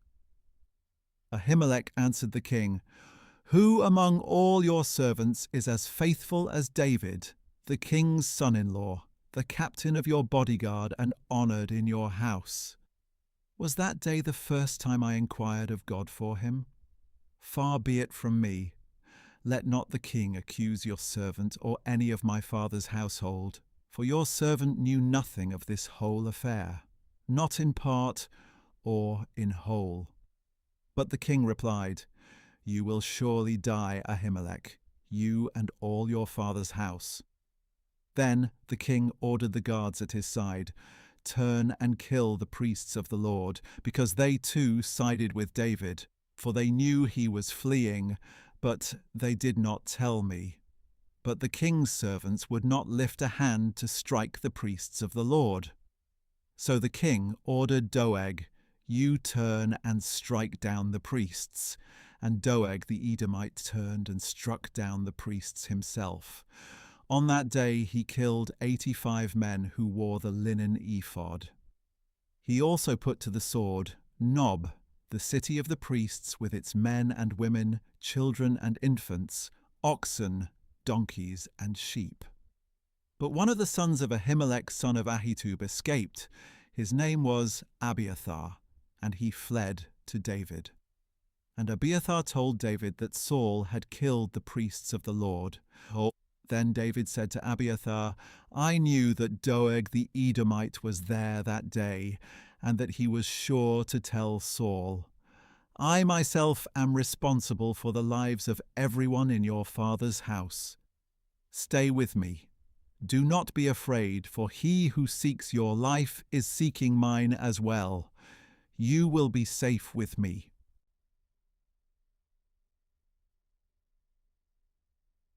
Now it was reported to David, Look, the Philistines are fighting against Keilah and looting the threshing floors.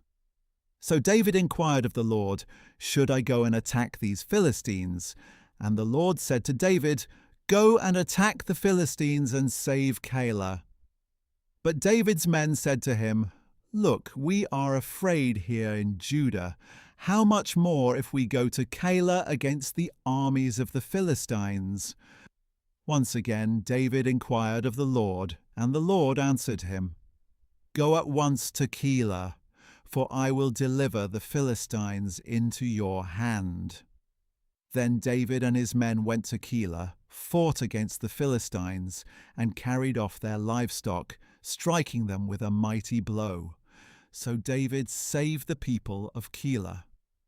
Now Abiathar, son of Ahimelech, had brought the ephod with him when he fled to David at Keilah. When Saul was told that David had gone to Keilah, he said, God has delivered him into my hand, for he has trapped himself by entering a town with gates and bars. Then Saul summoned all his troops to go to war at Keilah and besiege David and his men. When David learned that Saul was plotting evil against him, he said to Abiathar the priest, Bring the ephod. And David said, O Lord God of Israel, your servant has heard that Saul intends to come to Keilah and destroy the city on my account. Will the citizens of Keilah surrender me into his hand? Will Saul come down as your servant has heard? O Lord God of Israel, please tell your servant. He will, said the Lord. So David asked, Will the citizens of Keilah surrender me and my men into the hand of Saul? They will, said the Lord. Then David and his men, about 600 strong, set out and departed from Keilah, moving from place to place. When Saul was told that David had escaped from Keilah, he declined to go forth. And David stayed in the wilderness strongholds and in the hill country of the wilderness of Ziph. Day after day Saul searched for him, but God would not deliver David into his hand. While David was in Horesh in the wilderness of Ziph, he saw that Saul had come out to take his life. And Saul's son Jonathan came to David in Horesh and strengthened his hand in God, saying, Do not be afraid, for my father Saul will never lay a hand on you, and you will be king over Israel, and I will be your second in command. Even my father Saul knows this is true. So the two of them made a covenant before the Lord, and David remained in Horesh while Jonathan went home. Then the Ziphites came up to Saul at Gibeah and said, Is not David hiding among us in the strongholds at Horesh on the hill of Hachilah, south of Jeshimon? Now, O king, come down whenever your soul desires, and we will be responsible for delivering him into your hand. May you be blessed by the Lord, replied Saul, for you have had compassion on me. Please go and prepare further. Investigate and watch carefully where he goes and who has seen him there, for I am told that he is extremely cunning. Observe and find out all the places where he hides. Then come back to me with certainty, and I will go with you. If he is in the land, I will search him out among all the clans of Judah. So they set out and went to Ziph ahead of Saul. Now David and his men were in the wilderness of Maon in the Arabah south of Jeshimon. And Saul and his men went to seek him. When David was told about it, he went down to the rock and stayed in the wilderness of Maon. And when Saul heard of this, he pursued David there. Saul was proceeding along one side of the mountain, and David and his men along the other side. Even though David was hurrying to get away, Saul and his men were closing in on David and his men to capture them. Then a messenger came to Saul, saying, "Come quickly, for the Philistines have raided the land." So Saul broke off his pursuit of David and went to meet the Philistines. That is why that place is called Selah Hamalekoth. And David went up from there and lived in the strongholds of En-gedi.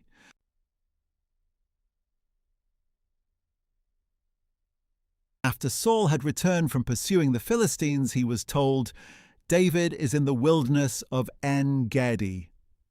So Saul took 3,000 chosen men from all Israel and went to look for David and his men in the region of the rocks of the wild goats.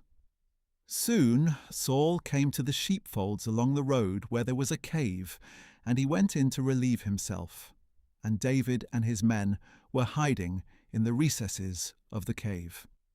So David's men said to him, "This is the day about which the Lord said to you, 'Behold, I will deliver your enemy into your hand, that you may do with him as you wish.'" Then David crept up and stealthily cut off a corner of Saul's robe. Afterward, David's conscience was stricken because he had cut off the corner of Saul's robe. So he said to his men, "The Lord forbid that I should do such a thing to my master, the Lord's anointed. May I never lift my hand against him, since he is the Lord's anointed." With these words, David restrained his men, and he didn't let them rise up against Saul. Then Saul left the cave and went on his way. After that, David got up, went out of the cave, and called out to Saul, "My lord the king!" When Saul looked behind him, David bowed face down in reverence and said to Saul, "Why do you listen to the words of men who say, 'Look, David intends to harm you'? Behold, this day you have seen with your own eyes that the Lord delivered you into my hand in the cave. I was told to kill you, but I spared you and said, 'I will not lift my hand against my Lord, since he is the Lord's anointed.' See, my father, look at the corner of your robe in my hand, for I cut it off, but I did not kill you. Know and see that there is no evil or rebellion in my hands. I have not sinned against you, even though you are hunting me down to take my life. May the Lord judge between you and me, and may the Lord take vengeance on you, but my hand will never be against you." As the old proverb says, "Wickedness proceeds from the wicked, but my hand will never be against you." Against whom has the king of Israel come out? Whom are you pursuing? A dead dog, a flea? May the Lord be our judge and decide between you and me. May he take notice and plead my case and deliver me from your hand." When David had finished saying these things, Saul called back, "Is that your voice, David, my son?" Then Saul wept aloud and said to David, "You are more righteous than I, for you have rewarded me with good, though I have rewarded you with evil. And you have declared this day how you have treated me well. For when the Lord delivered me into your hand, you did not kill me. When a man finds his enemy, does he let him go away unharmed? May the Lord reward you with good for what you have done for me this day. Now I know for sure that you will be king, and that the kingdom of Israel will be established in your hands. So now, swear to me by the Lord that you will not cut off my descendants or wipe out my name from my father's house." So David gave his oath to Saul. Then Saul returned home, but David and his men went up to the stronghold.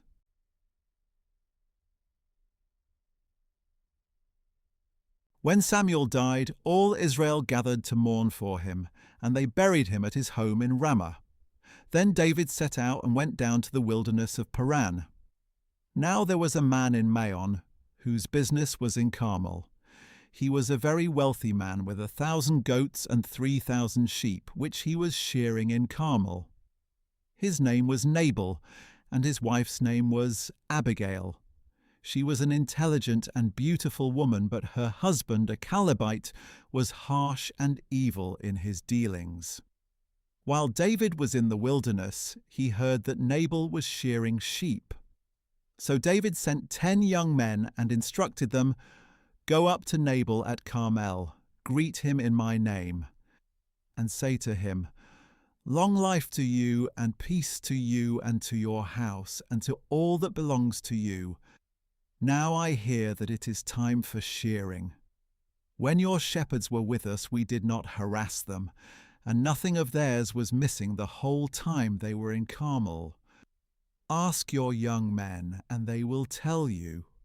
So let my young men find favor with you, for we have come on the day of a feast. Please give whatever you can spare to your servants and to your son David.'" When David's young men arrived, they relayed all these words to Nabal on behalf of David. Then they waited. But Nabal asked them, "Who is David? Who is this son of Jesse? Many servants these days are breaking away from their masters. Why should I take my bread and water and the meat I have slaughtered for my shearers and give them to these men whose origin I do not know?" So David's men turned around and went back, and they relayed to him all these words. And David said to his men, "Strap on your swords." So David and all his men strapped on their swords, and about 400 men followed David, while 200 stayed with the supplies. Meanwhile, one of Nabal's young men informed Nabal's wife Abigail, "Look, David sent messengers from the wilderness to greet our master, but he screamed at them. Yet these men were very good to us. When we were in the field, we were not harassed, and nothing of ours went missing the whole time we lived among them. They were a wall around us, both day and night, the whole time we were herding our sheep near them. Now consider carefully what you must do, because disaster looms over our master and all his household, for he is such a scoundrel that nobody can speak to him." Then Abigail hurried and took 200 loaves of bread, 2 skins of wine, 5 butchered sheep, 5 seahs of roasted grain, 100 clusters of raisins, and 200 cakes of figs. She loaded them on donkeys, and said to her young men, "Go ahead of me, I will be right behind you." But she did not tell her husband Nabal. As Abigail came riding her donkey into a mountain ravine, she saw David and his men coming down toward her, and she met them. Now David had just said, "In vain I have protected all that belonged to this man in the wilderness. Nothing that belongs to him has gone missing, yet he has paid me back evil for good. May God punish David, and ever so severely, if I let one male belonging to Nabal survive until morning." When Abigail saw David, she quickly got off the donkey, fell face down, and bowed before him. She fell at his feet and said, "My lord, may the blame be on me alone, but please let your servant speak to you. Hear the words of your servant. My lord should pay no attention to this scoundrel Nabal, for he lives up to his name. His name means fool, and folly accompanies him. I, your servant, did not see my lord's young men whom you sent. Now, my lord, as surely as the Lord lives and you yourself live, since the Lord has held you back from bloodshed and from avenging yourself with your own hand, may your enemies and those who seek harm for my lord be like Nabal. Now let this gift your servant has brought to my lord be given to the young men who follow you. Please forgive your servant's offense, for the Lord will surely make a lasting dynasty for my Lord, because he fights the Lord's battles. May no evil be found in you as long as you live. And should someone pursue you and seek your life, then the life of my Lord will be bound securely by the Lord your God in the bundle of the living. But he shall fling away the lives of your enemies like stones from a sling. When the Lord has done for my Lord all the good he promised, and when he has appointed you ruler over Israel, then my Lord will have no remorse or guilt of conscience over needless bloodshed and revenge. And when the Lord has dealt well with my Lord, may you remember your servant." Then David said to Abigail, "Blessed be the Lord, the God of Israel, who sent you to meet me this day. Blessed is your discernment, and blessed are you, because today you kept me from bloodshed and from avenging myself by my own hand. Otherwise, as surely as the Lord, the God of Israel, lives, who has restrained me from harming you, if you had not come quickly to meet me, then surely no male belonging to Nabal would have been left alive by morning light." Then David accepted from her hand what she had brought him, and he said to her, "Go home in peace. See, I have heeded your voice and granted your request."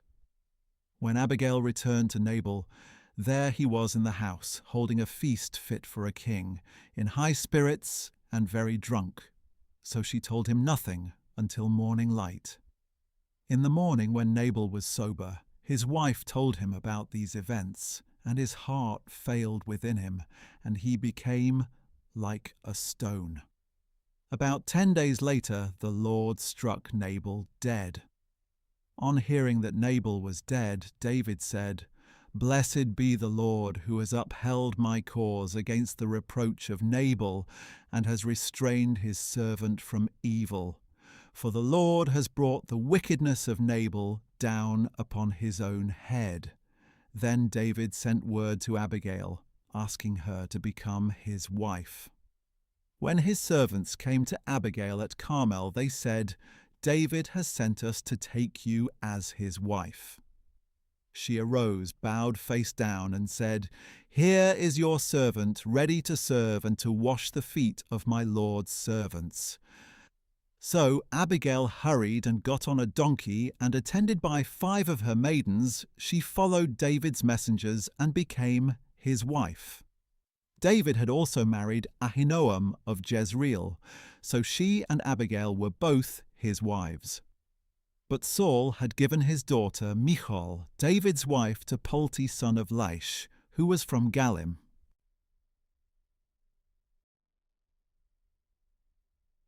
Then the Ziphites came to Saul at Gibeah and said, "Is not David hiding on the hill of Hachilah, opposite Jeshimon?" So Saul, accompanied by 3,000 chosen men of Israel, went down to the wilderness of Ziph to search for David there. Saul camped beside the road at the hill of Hachilah opposite Jeshimon, but David was living in the wilderness. When he realized that Saul had followed him there, David sent out spies to verify that Saul had arrived. Then David set out and went to the place where Saul had camped. He saw the place where Saul and Abner son of Ner, the general of his army, had lain down. Saul was lying inside the inner circle of the camp, with the troops camped around him. And David asked Ahimelech the Hittite and Abishai son of Zeruiah, Joab's brother, "Who will go down with me to Saul in the camp?" "I will go with you," answered Abishai. That night David and Abishai came to the troops, and Saul was lying there asleep in the inner circle of the camp, with his spear stuck in the ground by his head, and Abner and the troops were lying around him. Abishai said to David, "Today God has delivered your enemy into your hand. Now therefore please let me thrust the spear through him into the ground with one stroke. I will not need to strike him twice."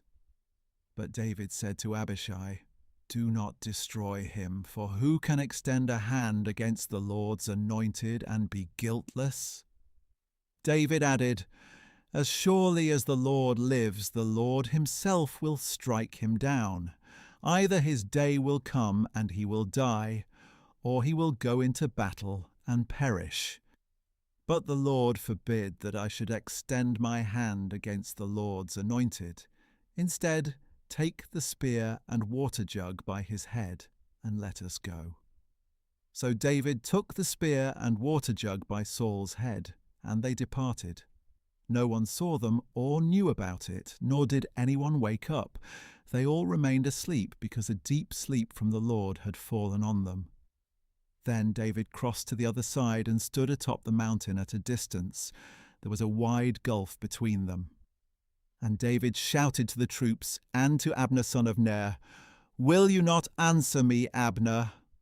"Who are you who calls to the king?" Abner replied. So David said to Abner, "You are a man, aren't you? And who in Israel is your equal? Why then did you not protect your lord the king when one of the people came to destroy him? This thing you have done is not good. As surely as the Lord lives, all of you deserve to die, since you did not protect your Lord, the Lord's anointed. Now look around. Where are the king's spear and water jug that were by his head?" Then Saul recognized David's voice and asked, "Is that your voice, David, my son?" "It is my voice, my lord and king," David said. And he continued, "Why is my lord pursuing his servant? What have I done? What evil is in my hand? Now please, may my lord the king hear the words of his servant.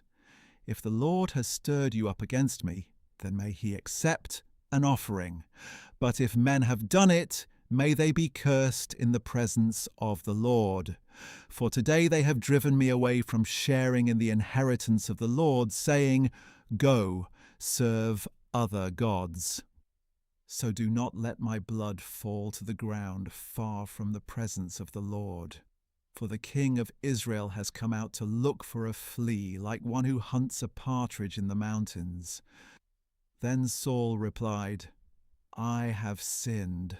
Come back, David, my son. I will never harm you again, because today you considered my life precious.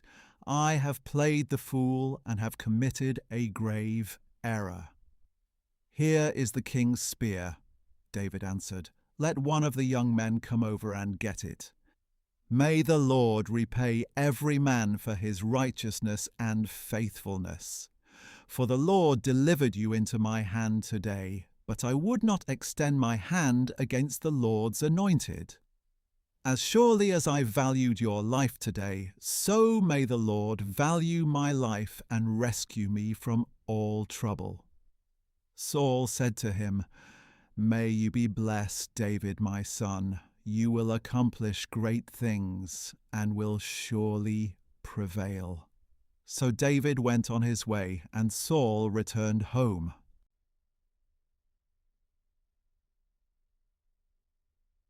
David, however, said to himself, "One of these days now I will be swept away by the hand of Saul. There is nothing better for me than to escape to the land of the Philistines. Then Saul will stop searching for me all over Israel, and I will slip out of his hand." So David set out with his 600 men and went to Achish son of Maosh, the king of Gath. David and his men settled in Gath with Achish. Each man had his family with him, and David had his 2 wives, Ahinoam of Jezreel and Abigail of Carmel, the widow of Nabal. And when Saul learned that David had fled to Gath, he no longer searched for him. Then David said to Achish, "If I have found favor in your eyes, let me be assigned a place in one of the outlying towns, so I can live there. For why should your servant live in the royal city with you?" That day Achish gave him Ziklag, and to this day it still belongs to the kings of Judah. and the time that David lived in Philistine territory amounted to 1 year and 4 months. Now David and his men went up and raided the Geshurites, the Girzites, and the Amalekites. From ancient times, these people had inhabited the land extending to Shur and Egypt. Whenever David attacked a territory, he did not leave a man or woman alive, but he took the flocks and herds, the donkeys, camels, and clothing. Then he would return to Achish, who would ask him, "What have you raided today?" And David would reply, "The Negev of Judah, or the Negev of Jerahmeel, or the Negev of the Kenites." David did not leave a man or woman alive to be brought to Gath, for he said, "Otherwise they will report us, saying, 'This is what David did.'" And this was David's custom the whole time he lived in Philistine territory. So Achish trusted David, thinking, "Since he has made himself an utter stench to his people Israel, he will be my servant forever."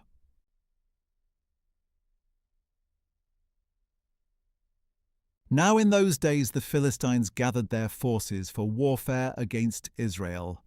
So Achish said to David, "You must understand that you and your men are to go out to battle with me." David replied, "Then you will come to know what your servant can do." "Very well," said Achish, "I will make you my bodyguard for life." Now by this time Samuel had died, and all Israel had mourned for him, and buried him in Ramah, his own city. And Saul had removed the mediums and spiritists from the land. The Philistines gathered together and camped at Shunem, while Saul gathered all Israel and camped at Gilboa. When Saul saw the Philistine army, he was afraid and trembled violently. He inquired of the Lord, but the Lord did not answer him by dreams or Urim or prophets. Then Saul said to his servants, "Find me a woman who is a medium, so I can go and consult her." "There is a medium at Endor," his servants replied. So Saul disguised himself by putting on different clothes, and he set out with 2 of his men.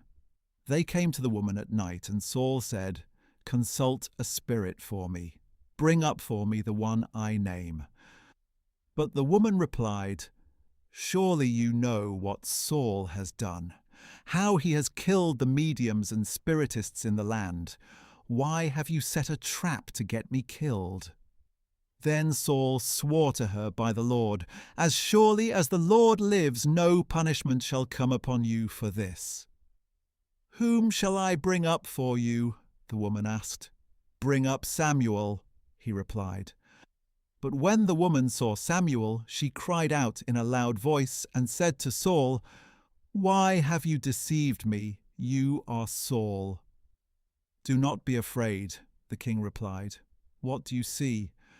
"I see a god coming up out of the earth," the woman answered. "What does he look like?" asked Saul. "An old man is coming up," she replied, "and he is wearing a robe."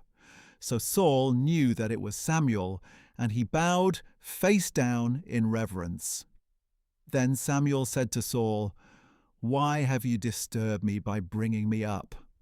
"I am deeply distressed," replied Saul. "The Philistines are fighting against me, and God has turned away from me. He no longer answers me either by prophets or by dreams, so I have called on you to tell me what to do." "Why do you consult me?" asked Samuel, "since the Lord has turned away from you and become your enemy. He has done exactly what he spoke through me. The Lord has torn the kingdom out of your hand and given it to your neighbor David. Because you did not obey the Lord or carry out his burning anger against Amalek, the Lord has done this to you today. Moreover, the Lord will deliver Israel with you into the hand of the Philistines, and tomorrow you and your sons will be with me, and the Lord will deliver the army of Israel into the hand of the Philistines." Immediately Saul fell flat on the ground, terrified by the words of Samuel, and his strength was gone because he hadn't eaten anything all that day and night. When the woman came to Saul and saw how distraught he was, she said to him, "Look, your maidservant has obeyed your voice. I took my life in my hands and did as you told me. Now please listen to your servant and let me set a morsel of bread before you, so you may eat and have the strength to go on your way." Saul refused, saying, "I will not eat." But his servants joined the woman in urging him, and he heeded their voice. He got up from the ground and sat on the bed. The woman had a fattened calf at her house, and she quickly slaughtered it. She also took flour, kneaded it, and baked unleavened bread. She served it to Saul and his servants, and they ate. And that night they got up and left.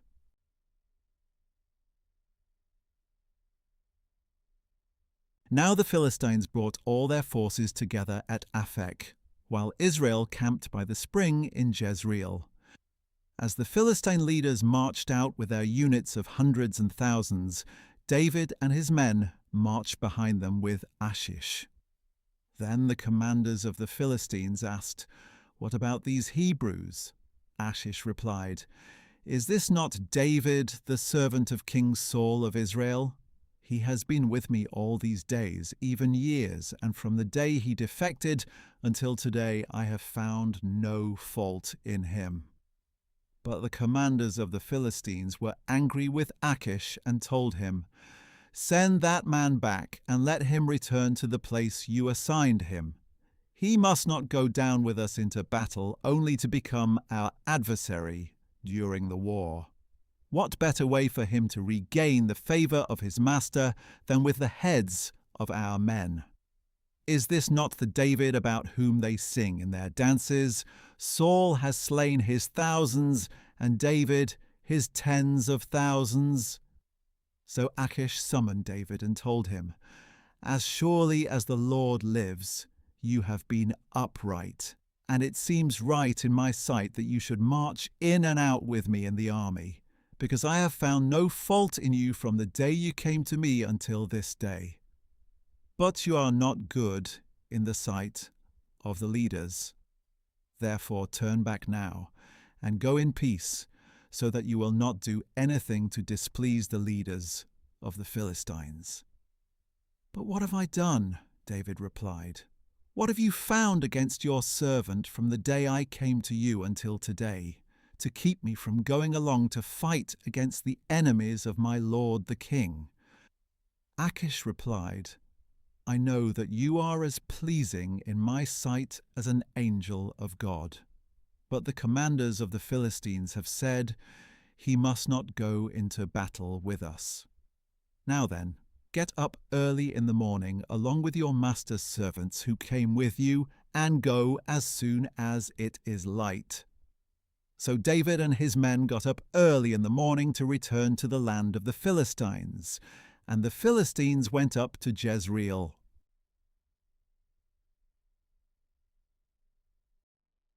On the third day, David and his men arrived in Ziklag, and the Amalekites had raided the Negev, attacked Ziklag, and burned it down. They had taken captive the women and all who were there, both young and old. They had not killed anyone, but had carried them off as they went on their way. When David and his men came to the city, they found it burned down, and their wives and sons and daughters taken captive. So David and the troops with him lifted up their voices and wept until they had no strength left to weep. David's two wives, Ahinoam of Jezreel and Abigail the widow of Nabal of Carmel, had been taken captive.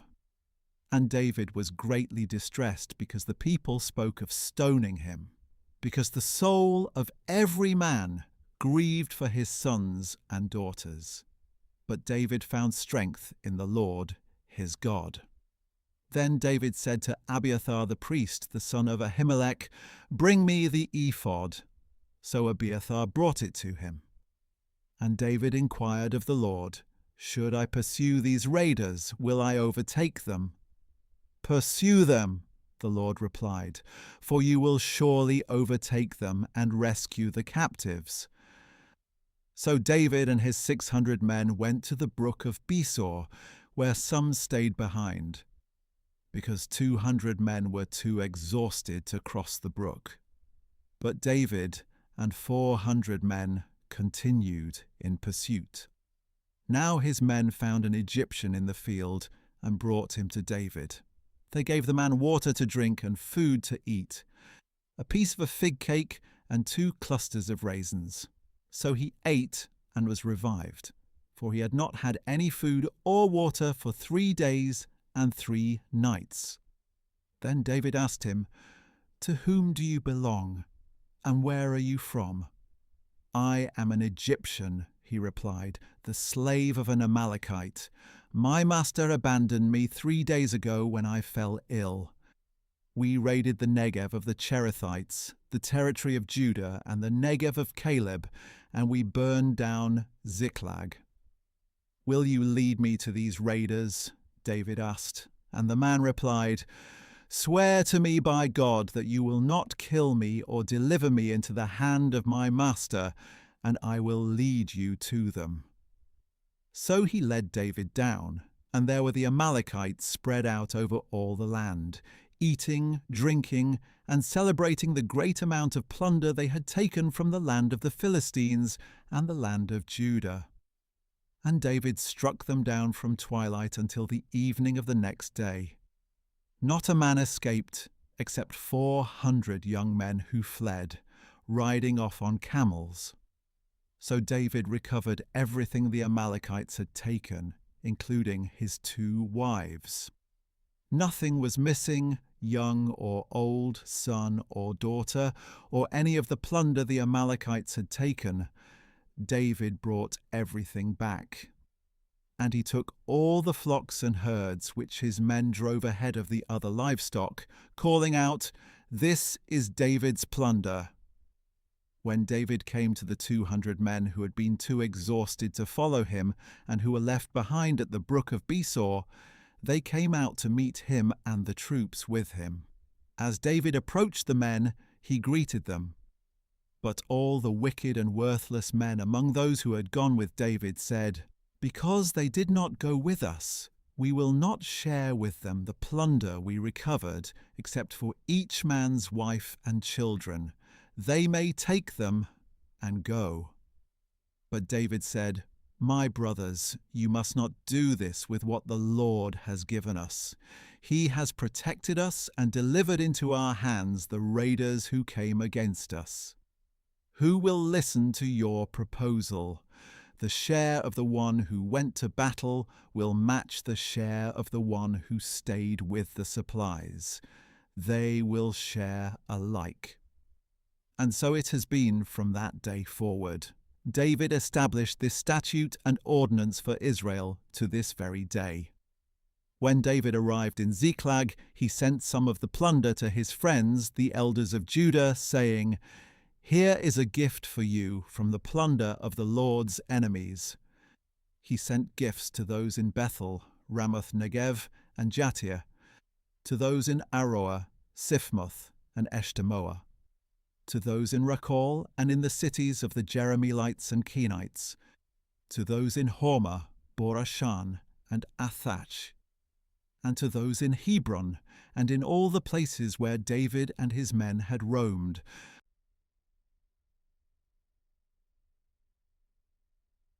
Now the Philistines fought against Israel, and the men of Israel fled before them, and many fell slain on Mount Gilboa. The Philistines hotly pursued Saul and his sons, and they killed Saul's sons Jonathan, Abinadab, and Malchishua. When the battle intensified against Saul, the archers overtook him and wounded him critically. Then Saul said to his armor-bearer, "Draw your sword and run me through with it, or these uncircumcised men will come and run me through and torture me." But his armor-bearer was terrified and refused to do it. So Saul took his own sword and fell on it. When his armor-bearer saw that Saul was dead, he too fell on his own sword and died with him. So Saul, his 3 sons, his armor-bearer, and all his men died together that same day. When the Israelites along the valley and those on the other side of the Jordan saw that the army of Israel had fled and that Saul and his sons had died, they abandoned their cities and ran away. So the Philistines came and occupied their cities. The next day, when the Philistines came to strip the dead, they found Saul and his 3 sons fallen on Mount Gilboa. They cut off Saul's head, stripped off his armor, and sent messengers throughout the land of the Philistines to proclaim the news in the temples of their idols and among their people. They put his armor in the temple of the Ashtoreths and hung his body on the wall of Beth-shan. When the people of Jabesh-Gilead heard what the Philistines had done to Saul, all their men of valor set out, journeyed all night, and retrieved the bodies of Saul and his sons from the wall of Beth-shan. When they arrived at Jabesh, they burned the bodies there. Then they took their bones and buried them under the tamarisk tree in Jabesh, and they fasted 7 days.